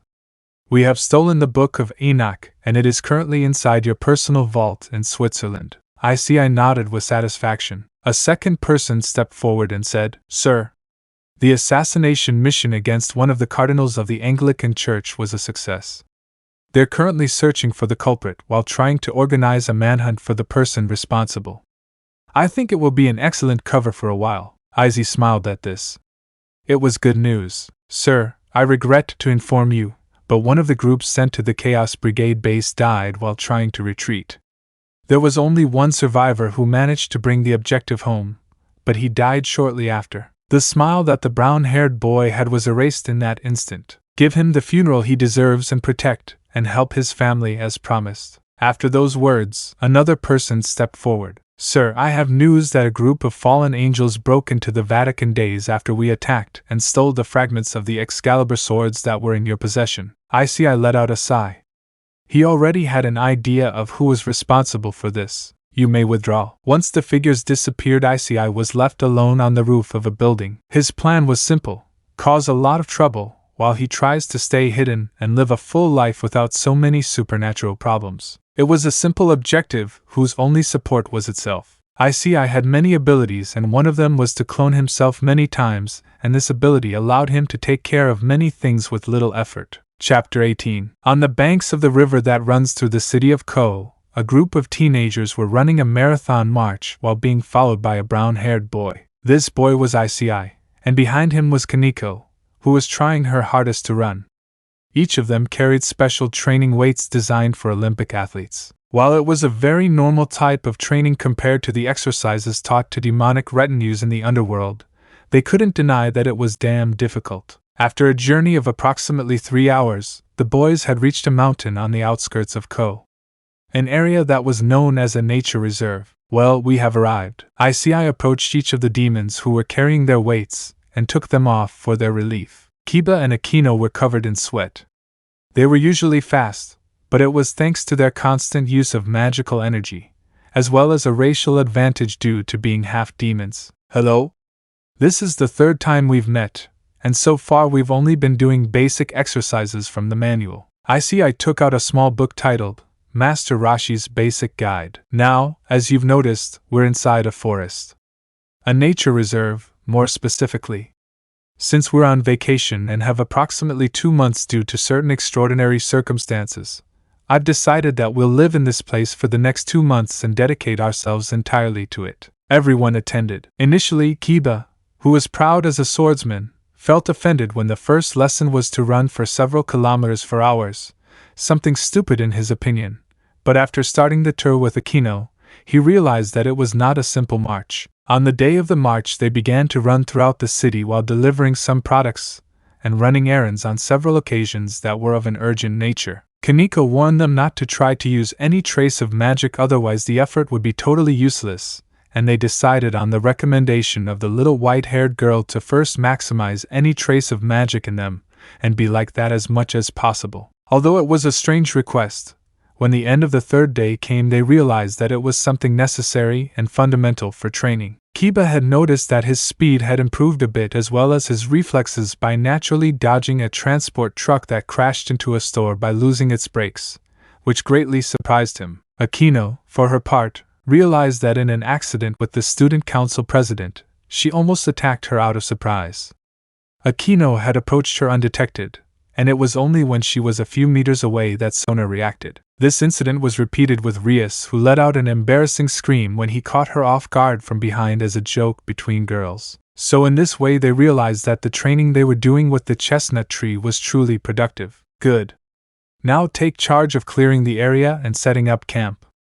Training will begin before dawn, and for that, I need your body and mind to be completely relaxed. Chapter 19. A new day had arrived, but it was not the best according to the words of the Mao Lucifer. In the Gremory castle there was Surzek with his wife, and for a change there was also Serafal. After several days of paperwork, they had decided to spend the night at his parents' house and invite their friend so as not to send her far away from him. Serafal tended to run away from work very often, and to make sure that didn't happen this time, she decided to move all the paperwork to her office in her family's castle. The underworld isn't that different from the human world. While it's vast in area, the most notable difference between the human world and the underworld is that the underworld is more hostile. An example of this would be the artificial moon he had created some time ago with his friends. For demons, the dream cycle is not as deeply rooted as other life forms on Earth, like other fantastic beings.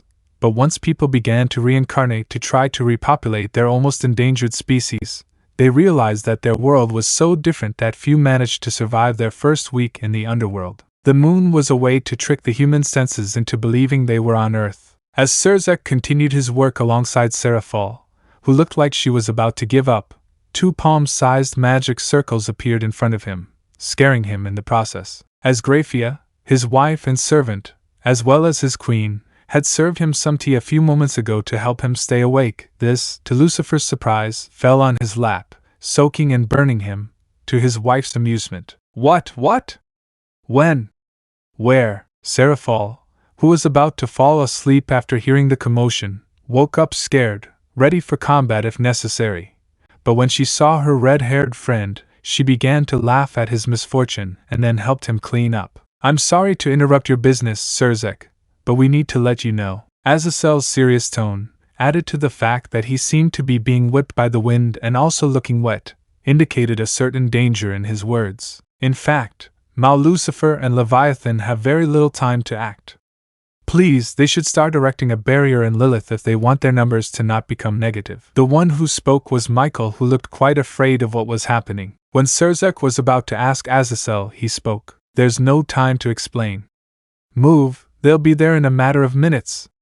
See you soon. The Fallen's communication was disconnected as well as Michael's, and that only caused more uncertainty. But even so, they decided to trust and began to organize together with the other Mao. Although rainy days were normal in the underworld, this particular time Surzek had noticed that something had been wrong. First of all, rains like these are not very frequent, and even more so with this type of intensity, almost hurricane-like storm. From inside the castle everything seemed to point to some unseasonable storm. All good, but now that she was outside she had changed her mind. Surzek had managed to contact the other Mao, and Serafal had ordered the demons of the capital to take shelter in the underground shelters since she was the first to notice that something was wrong with the weather that is usually calm and serene like a summer day in the human world. Once they were in position, Surzek noticed something strange. In the distance there were lightning bolts between the clouds and it looked like a thunderstorm, but the difference was that the clouds at different times and places lit up momentarily. When the barrier began to rise, Surzek remembered that the location where the clouds were located was that of the Pohenix territory. The closer they got to its peak, the stranger and more violent the storm became,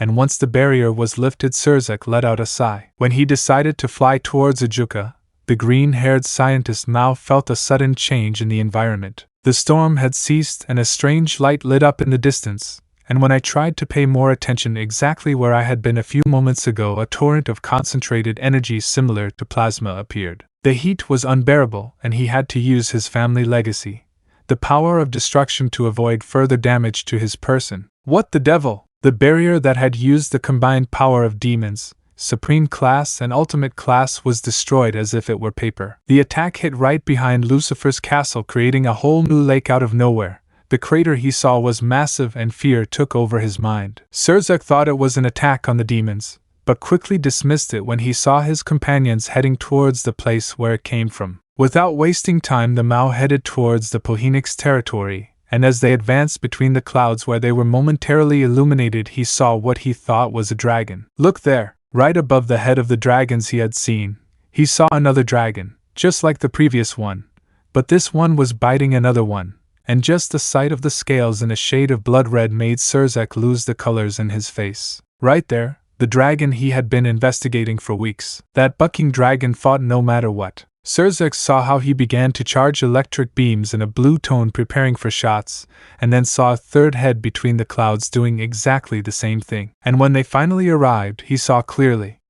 What he had thought were dragons now became one dragon with heads. Chapter 20. In the history of transportation, dragons have always been considered the most fearsome beings in the world. It is a confirmed fact that even the so-called gods fear and respect dragons. The records of those struggles that were witnessed have been available to everyone, and the stories that are told have become legends. And this was the reason why Azazel, the Governor General of the Fallen Angels and self-proclaimed best scientist of the faction, was behind the dragons that were facing each other. Just a few hours ago, he was quietly in his study taking a good rest after discovering how to create a key system to create artificial sacred artifacts more secure and powerful than the ones he currently had.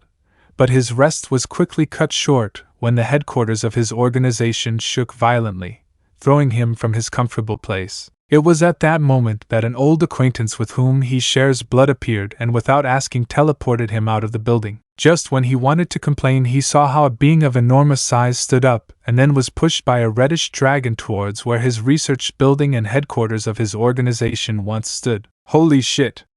What the hell is going on? Azazel looked for an answer in his brother Michael, who had a completely serious look, and it was at that moment that he noticed that he had the battle armor that he used during the Great Faction War. Brother, I'm glad to see you well.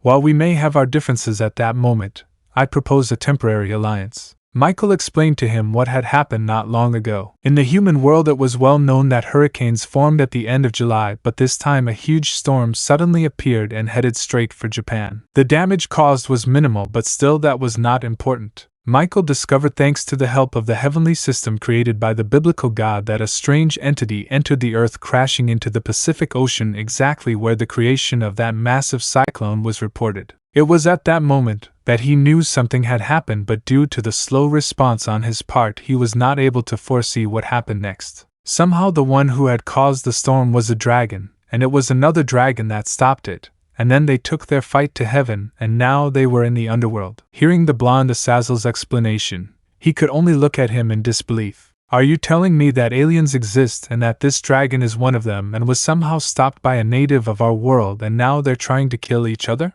Michael saw his fallen brother and looked at him with confusion. Something like that. While they were talking, the two dragons attacked each other. There were some guards who tried to stop them and some cadres who stood up to them. One of them was Cadre Kokabeel, who thought it was a good opportunity to get a new addition to his ranks, but instead he was beaten and knocked out quite easily. Both the red dragon with an imposing face and the headed dragon each possessed a power far above the titles they both held. As the fight raged in the great fortress city of Gregory, home of the fallen angels, several cadres tried to attract the dragon's attention without success. The devastation that was visible to the naked eye could easily be estimated to be about % of the total area. Once they had given up and started prioritizing evacuation, that's when the storm finally seemed to change pace. The city that was already beginning to suffer flooding where it was supposed to be impossible to occur began to drain. This was due to the heat that replaced the cold from the storm.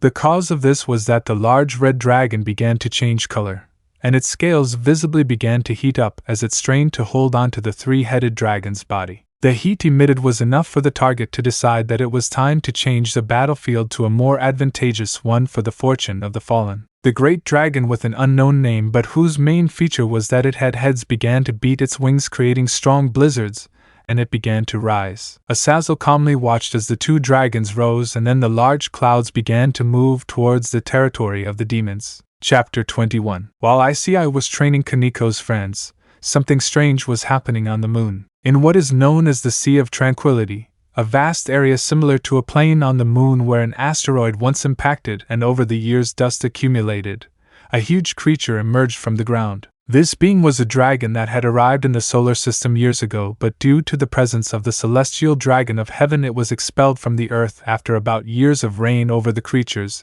and its remains rested on the moon. After millennia of recovery due to extensive damage to his body, he was finally ready to fight again to reclaim his throne. A powerful scream erupted in space, damaging nearby satellites. On Earth, Issei was in a state of meditation. For a dragon like him, it is vitally important to constantly monitor the powers he possesses.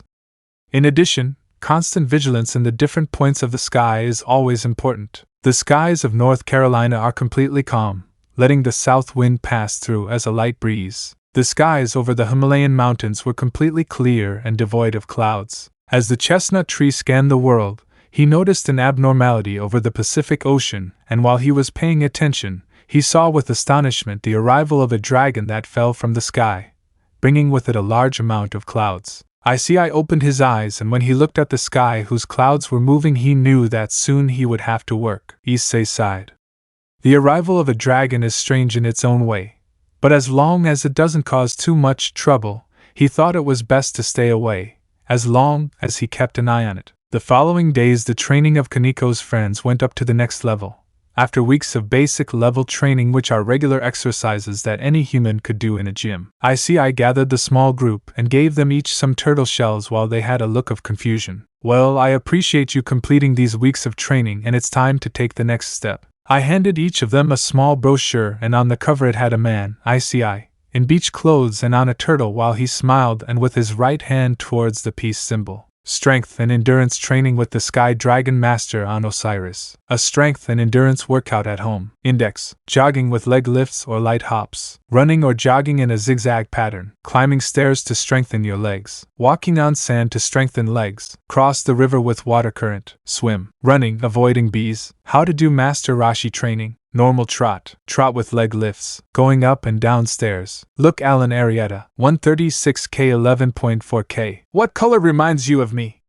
Blue, because you're as calm as the sea. And you, what color reminds you of me? Stefania had been single for years when she met Alan. Yes, normal squats, sumo squats or squats with legs spread, push-ups, gentle trot. Aquino was increasingly confused and decided to ask what this was all about. In response to her question, ISEEI said, "As you can see, strength and endurance training at home consists of doing exactly what the title says, but with a turtle shell on your back. This is to make the training more difficult for your mobility, and that in itself is a challenge. Remember that it will be very difficult for you to get used to it. Now, I will explain each step only once, and then you will have to do it over the next few weeks. Jogging with leg lifts or light hops. This exercise was performed while carrying a weight on their arms.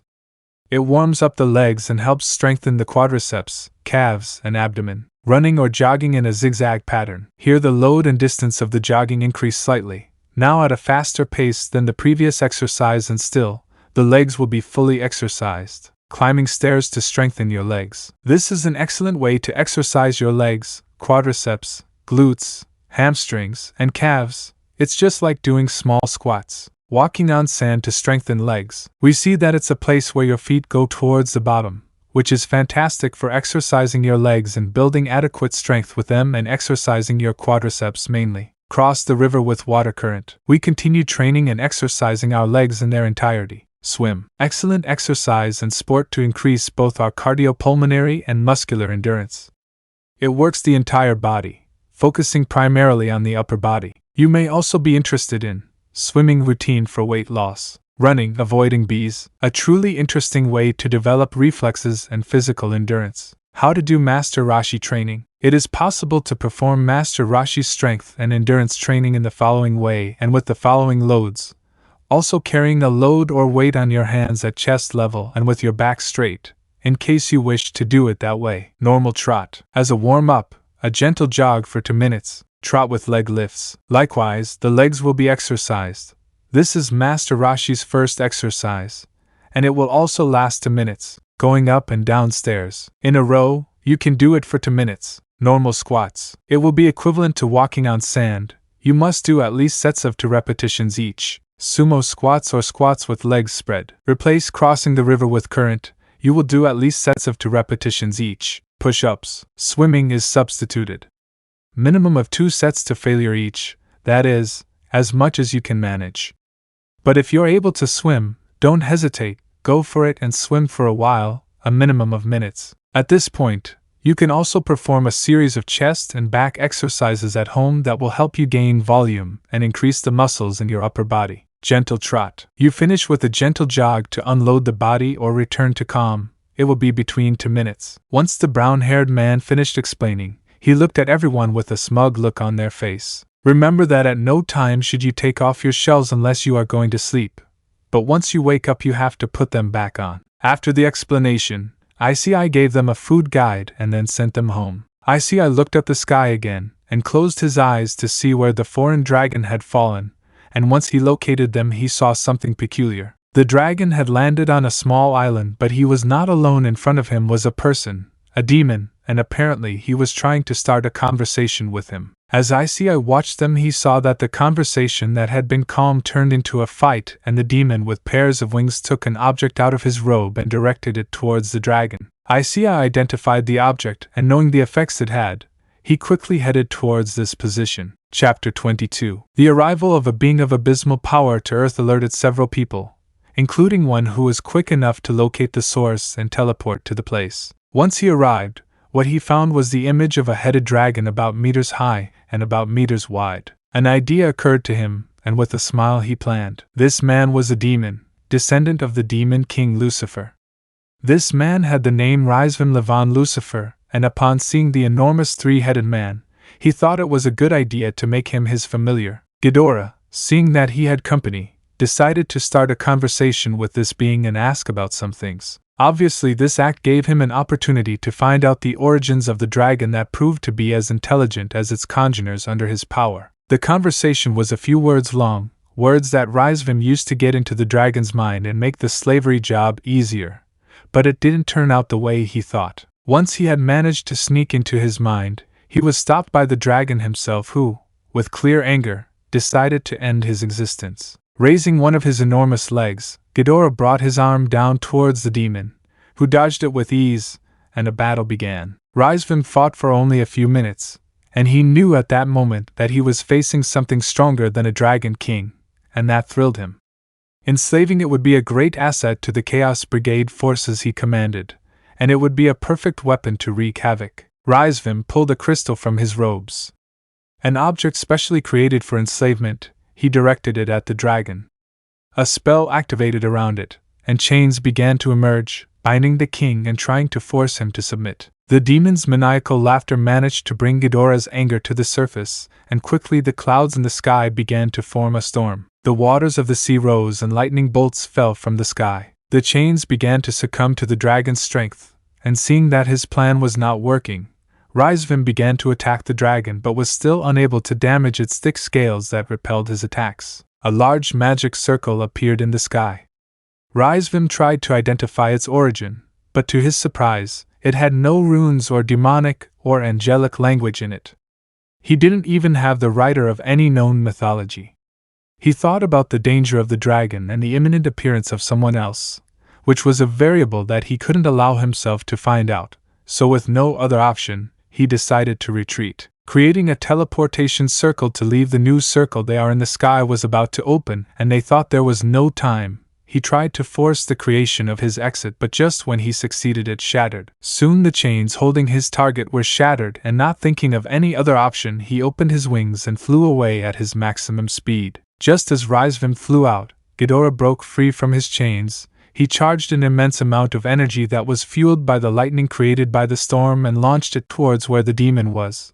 But as he was no longer there, the fired lightning headed towards the magic circle from which the Sky Dragon came out, and it hit him square in the face. The resulting explosion reverberated through the air, causing a mass of dust where there was no air. Any living thing within a meter radius died from lack of oxygen and was electrocuted. The island disappeared, leaving nothing but seawater in its place. Ghidorah was surprised by the arrival of a new dragon, and when he recognized it, the anger he felt for the demon who tried to control him turned towards the newcomer, and without saying a word he prepared to attack him. The Sky Dragon, still bewildered by the attack, was unable to respond to the next blow he received, and soon a new fight began. In the distance, Rysvim looked at the zone where he was a few minutes ago, and watched as a storm began to form while he watched dragons fight each other. Rysvim created a new circle and disappeared from the place. Soon, local news in Japan reported the formation of a Category hurricane headed toward the nation, and within 3 hours of making landfall.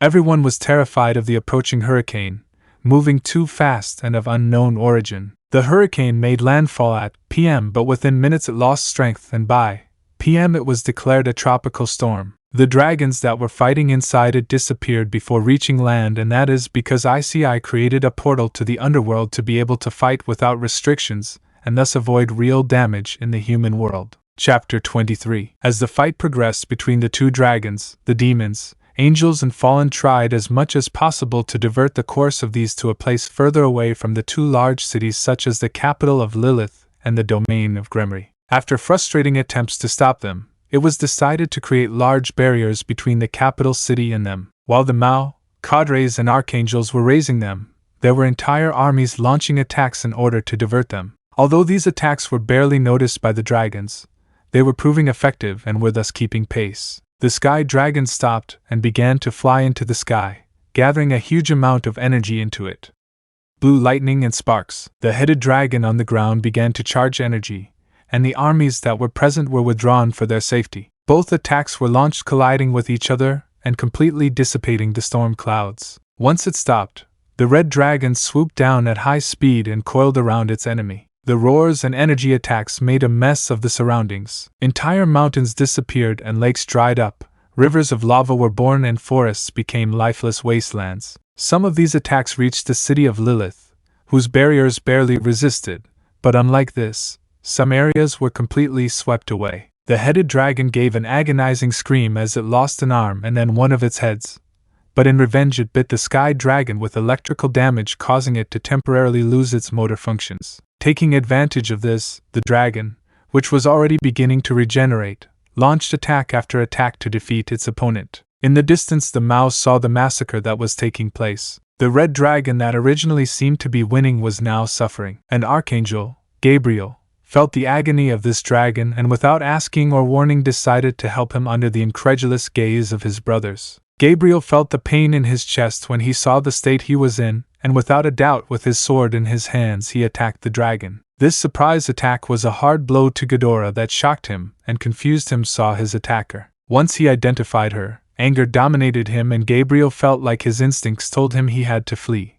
But his sense of responsibility, in addition to the fact that he couldn't simply abandon a defenseless being, was the great love he has for living beings. Gabriel is willing to be a shield in order to save the life of the dragon, whose aura was heavy but lacked natural malice. Ghidorah's 3 heads gathered a massive amount of energy in front of him. The amount was so great that many were thrown outward, unable to withstand the pressure. Those who were more powerful nailed their weapons to the ground to resist it, while those who led them could barely move. The pressure stopped, and the attack was launched. Gabriel had summoned a shield in front of her, a gift from her father that was never used. And although she knew the power of the attack was far greater than hers, she felt a small sense of hope at having a memory of her father next to her. The thrown energy ball was about to crash, but it disappeared. Everyone was confused until the explosion occurred in the sky far above them.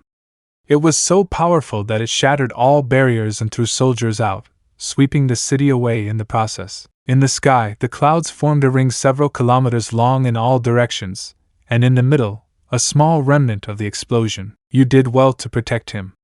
Don't worry, I'll take care of it from now on. A light covered the angel and the dragon, feeling that their wounds were healed but also felt like sleep was invading them. A huge being almost as big as the sky dragon appeared. He had bright emerald scales and his voice denoted enormous experience, sounding like the voice of someone whose life has been very long. A third dragon had appeared just as the Dragon Kings had arrived after feeling the powers clash and were surprised to witness in life the opportunity to meet another celestial dragon.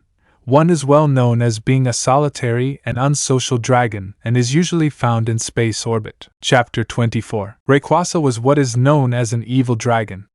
The celestial dragon of the Earth's atmosphere was a dragon whose sole purpose was to protect the world in which it lives. In fact, both it and the heavenly dragon are classified as evil dragons, since their mere existence, if it were ever to disappear, would simply condemn all life on Earth.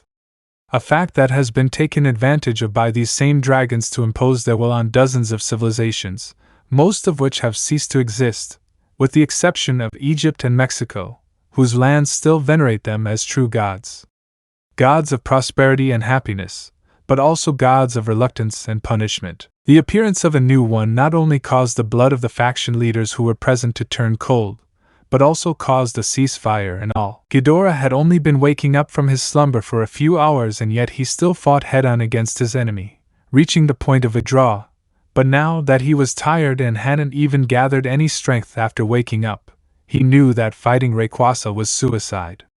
This dragon was in fact times stronger in his base state compared to him, who was in fact times weaker than him. The huge dragon gave a mighty roar and began to ascend into the sky before disappearing into the clouds. Rayquaza remained on alert for a few more minutes, and then when he felt his presence disappear, he turned his attention towards the fallen dragon. It only took one look to know this dragon wasn't the dragon I knew. Its magical signature was almost impossible to recognize, just because of its age. It was almost impossible to tell the difference between it and the dragon I knew. You've rusted. Issei, who was now awake and conscious, nodded in response. What happened to him? It was no surprise to hear that subtle tone of hostility in the question, and knowing that answering or avoiding the question would not be a good option, he decided to speak honestly. Set off on his next adventure. Rayquaza nodded in understanding. He knew his boss's simple personality, and interpreted that he simply decided that it was time to continue with the cycle of reincarnation. What path did you choose? Issei sighed and said, There is a small tree behind my house. Satisfied with the answer, the emerald dragon fixed his gaze on the small being next to the sky dragon. It is strange to see Elohim's favorite in these lands. The dragon raised his gaze and stared at the heaven of the underworld and said, He's on his way. Slifer should leave you and never trust you again.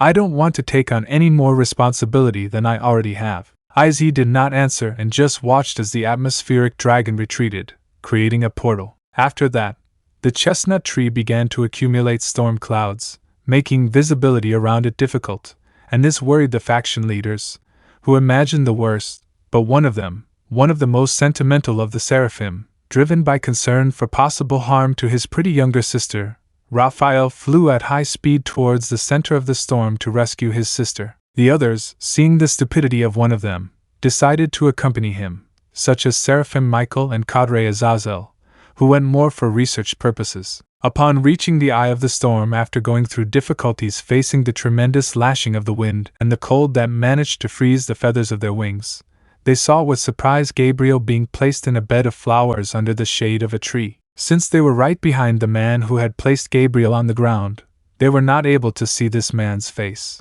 I recommend that you stay here for a few minutes while I take care of a problem. The man's voice was surprisingly that of a fairly young person. After saying those words, Issei spread his wings, which were blood red in color and were 3 times longer and wider than those of the angels, and also had a more draconic appearance. A great roar suddenly appeared, and Issei decided it was time to leave, since they did not want to face the inhabitant of the dimensional gap, who will most likely have no qualms about destroying everything in his path in order to defeat him and return to the human world. In an uninhabitable area, a place that had not yet been mapped, there was a strange petrified forest of obsidian black color in the middle of a crater in a valley. A lifeless wasteland stretched for hundreds of meters. The native plants of the place had died millennia ago, and the corruption of the place killed everything that had any sign of life, being consumed slowly but constantly, feeding the being that caused all this. Interesting, it would be a very good specimen to acquire, and little is needed for my return, and that king will have the privilege of being one with me. The strange tar that covered the ground began to gather towards the center,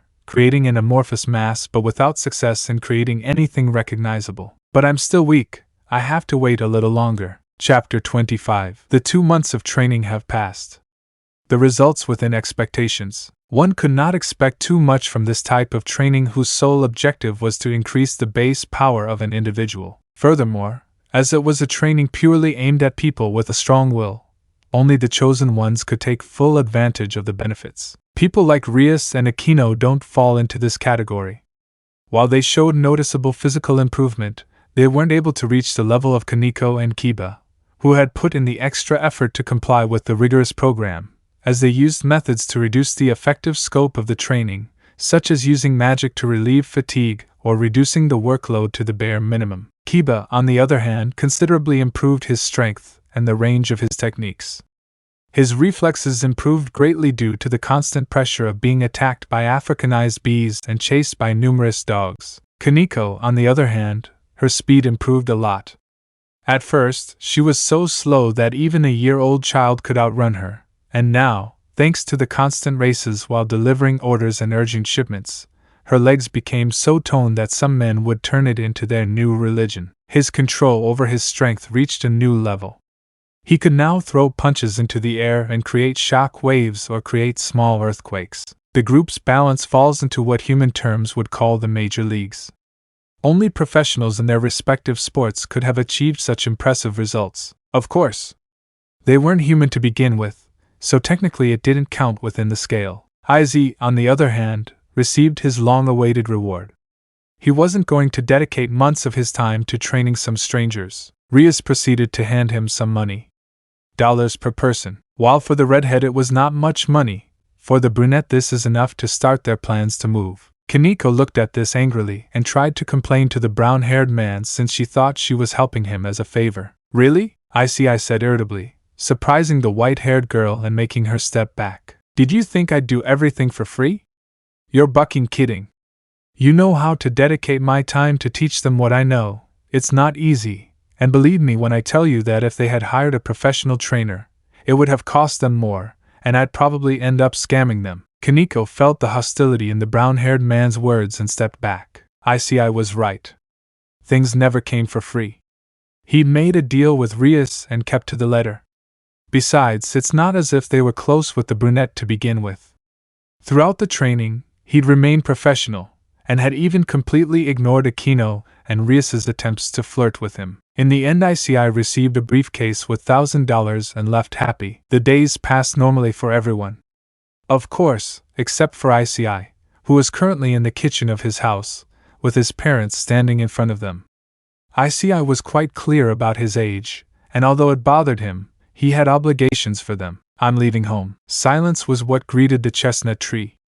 His mother, who was cooking dinner, stopped in front of the stove while his father read a magazine. His sister was not to the relief of the chestnut. The aroma of burning food that preceded the blaze was completely ignored by everyone as the chestnut tree's parents tried to understand what had happened. Chapter 26. A smile blossomed on Issei's face as he saw the shock his parents were in. I found an apartment very far from here. The rent is good, and it's quite close to a mini-mark. The chestnut tree indifferently spilled the beans. It was true, a good location, with all the amenities and even a fruit tree in the backyard. The only bad thing was the distance from the building, because the one who uttered those words was his mother, who looked at him with worried eyes. A feeling of anger welled up inside his heart, and he was ready to eat her alive if necessary, metaphorically. But then he remembered his teacher and took a deep breath and responded calmly. I have a stable job, several in fact. I need space for myself. I don't want to live in the same house as you. It's a good place. I don't need you. Plus we'll soon be taking exams, meaning it will be the last time you see me under your roof. Miki Hayato was a little upset. Dozens of possibilities ran through her head as she tried to understand what was happening and where those words came from. His father, on the other hand, just looked at him. Analyzing the situation, he then smiled. His sister Issei, she was smiling. That's great, little brother. I'll finally have your room as my personal storage room. Mine is already short of space. The brunette smiled happily. She didn't care in the least what happened to her brother, and was already thinking about how she would fix things. Issei was able to leave the house without incident.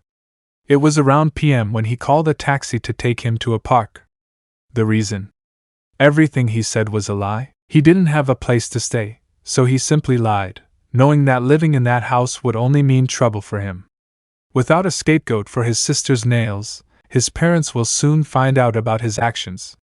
He wants to know how his parents will cope. His father's job would soon end, and with his mother whose cooking skills were non-existent, just imagining their faces made him laugh. Elsewhere near the Co-Academy, some men were standing and watching the place. So this is where it's coming from, huh? Issei had made many enemies during her training, and within days they found her. A dragon's proud aura can't be hidden by an idiot. The Red Emperor Dragon is in this city, and the most recent magical signature is here. We'll send some spies tomorrow to find out more. I hope they are good. We are in territory controlled by the demons, and we do not want problems with them. One of them spoke, bothering the other. Don't worry, his specialty is camouflage. Issei didn't know it. But she had upset the wrong person and had a whole pantheon against her. Issei arrived at the park, and when he got off he was greeted by a girl. What do you want, Isabella? The chestnut's older sister. A very beautiful woman, and in fact one of the strongest humans in the world. After your last visit, I thought I wouldn't see you again for a few years. It had been weeks, and to his misfortune, she came back and looked at him with annoyance. That's too bad. I was only gone for a few days, but now I'm here. Issei simply sighed at his sister's abrupt change of emotions. Within minutes they arrived at a luxurious apartment. The brunette didn't want to go, but she dragged him along. It had a magnificent view of the city. It was an apartment building controlled by the Gremory as part of their multiple companies in the business world. The brunette invited him to dinner, and in fact had even prepared a room for him. The chestnut simply did not understand what the hidden motive was behind all this. Her attention, questions, and chatter were bothering him. This strange attempt at socializing with him was irritating him. Years of being ignored. Years of suffering from the loneliness. He felt cornered by his own family, and then, as if it had all been a joke, they had spent a few weeks digging their claws into him to make him do everything they wanted, only to wake up one day and realize he was completely alone. Issei was lying on his bed in his room. His things were still packed in his suitcase next to the nightstand. The clock on the wall showed it was almost AM, and the moon was shining high in the sky. This is shit. Issei didn't owe his family anything. He didn't owe his sisters anything, so he didn't have to obey their words. The brunette grabbed his things and, as quietly as he could, left the apartment. Once the door closed, a certain girl, who was in the kitchen drinking a glass of water in the silence of the darkness, began to sob with extreme pain and regret. I'm sorry, Isabella Hayato. A 14th generation mage of the OWA shogunate, and one of the strongest in the world.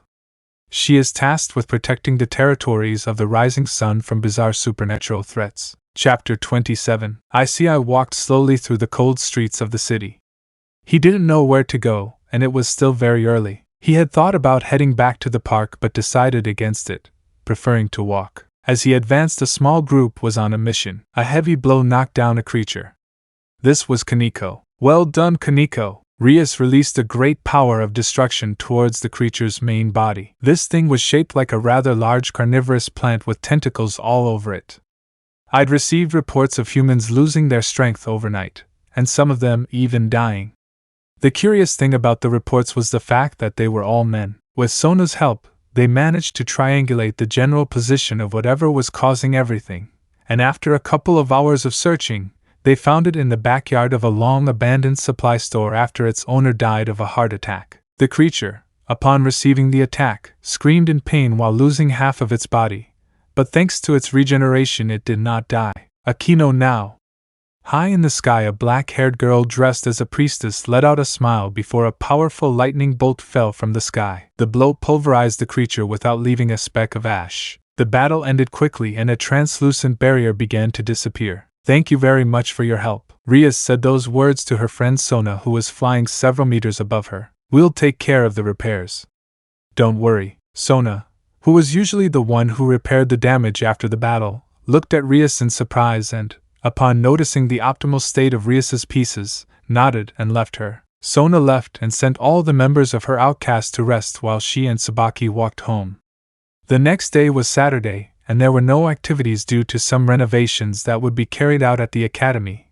In other words, she was free. On their way, both women remained silent.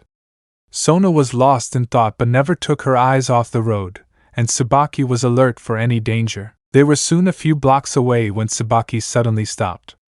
This obviously didn't go unnoticed by Sona, who turned to look at her queen. "What's wrong, Tsubaki-san?" She raised her finger and looked in that direction. Not far from them they saw a certain chestnut tree lying on the ground bleeding while some guys left the place happily although with great difficulty. Fearing something bad had happened to him, they both approached the scene only to see the brunette getting up from the ground. He had many bruises, his clothes were dirty, and he was spitting blood from his mouth. ISEEI stood up just as Tsubaki tried to figure out what was wrong. He was on guard, but when he recognized them, he calmed down. "Vice President?" ISEEI asked, puzzled, and then turned his gaze back and saw that the president of his academy was also there. "Oh, that was all," he said. The brunette immediately began examining himself, and fortunately, he had no injuries, just a few bruises on his body. Completely ignored the girl's presence, the brunette got up from the ground and walked a few meters and found what he was looking for. It was his things. Sona had no idea what had happened, and seeing the chestnut's situation she thought about helping him. The brown-haired boy was ready to leave when, to his surprise, Sona appeared in front of him and took her things. ISEEI was about to reply but the black-haired girl got ahead of him. "ISEEI-san, I have no idea what you're talking about. It happened, but I can't allow an academy student to walk around hurt and alone. You'd better come with me." Soon Tsubaki approached them and informed the area that she had called an Uber to take them home. The chestnut tree, seeing that they were not going to leave him alone, decided to surrender without further ado. They soon arrived at a 2-story house in a residential area, very far from where he lived but not so far from where he'd been picked up. Upon entering, the first thing he noticed was how stupidly expensive the furniture was. He could know the approximate price of many things thanks to the multiple jobs he had, and he knew that the sofa in the living room cost months of tuition at the academy. "Do you want tea or some hot chocolate?" Tsubaki asked from the kitchen, and the brunette chose the second option. Sona, who had stepped aside, returned with a small first aid kit and told him to relax. Issei felt a little overwhelmed by this. He remembered several things about humans, and that was strange in a way since they were demons, but he dismissed it immediately. He could feel the uncertainty and empathy coming from Sona now that he was close, along with a hint of concern, so he obediently did everything she asked. Once calmer and with some bandages on his bruises, courtesy of Sona, the brown-haired boy was now faced with a dilemma. "Now that we're better, could you explain what happened to you, Hayadu ISEEI-kun?" Tsubaki asked. He had a video camera and a notebook beside him. Issei didn't know what to say. He could tell the truth, or simply lie, or better yet, walk away in silence. The tense minutes passed and, "Fine. You'll tell us or we'll pretend this never happened." The chestnut sighed. He had spent a few minutes recounting what had happened and how he had ended up in that alley. Somehow he got mixed up in someone else's business and ended up beating up some guys. And those guys called more guys and they beat him until no one could continue. Since he was more injured, they left him there and, satisfied, they left. It was a somewhat strange explanation, but they got the idea. Since he didn't have a place to stay, they allowed him to stay at their house for a few days, something the brunette tried to deny, but the vice president's cold stare made him finally accept. Issei didn't know what to do. It was almost in the morning and the sun's rays were just coming out from behind the clouds. The guest room they'd given him was well kept. White sheets and a comfortable mattress. Unlike his bed at home or the bed in his sister's apartment, this one in particular felt very nice. It was warm and comfortable. His eyelids slowly began to close, and the brunette fell asleep. In the other room, Sona slept with a smile on her face while hugging a Tamagakura with the brunette's face. Her queen simply watched everything with fogged-up glasses, not knowing how she should react to this. Let me know in the comments below if you guys want the next part. Also check out my other video that has been shown and left. Thank you for watching. If you enjoyed this video please like and share this video. And have a fantastic day. Bye.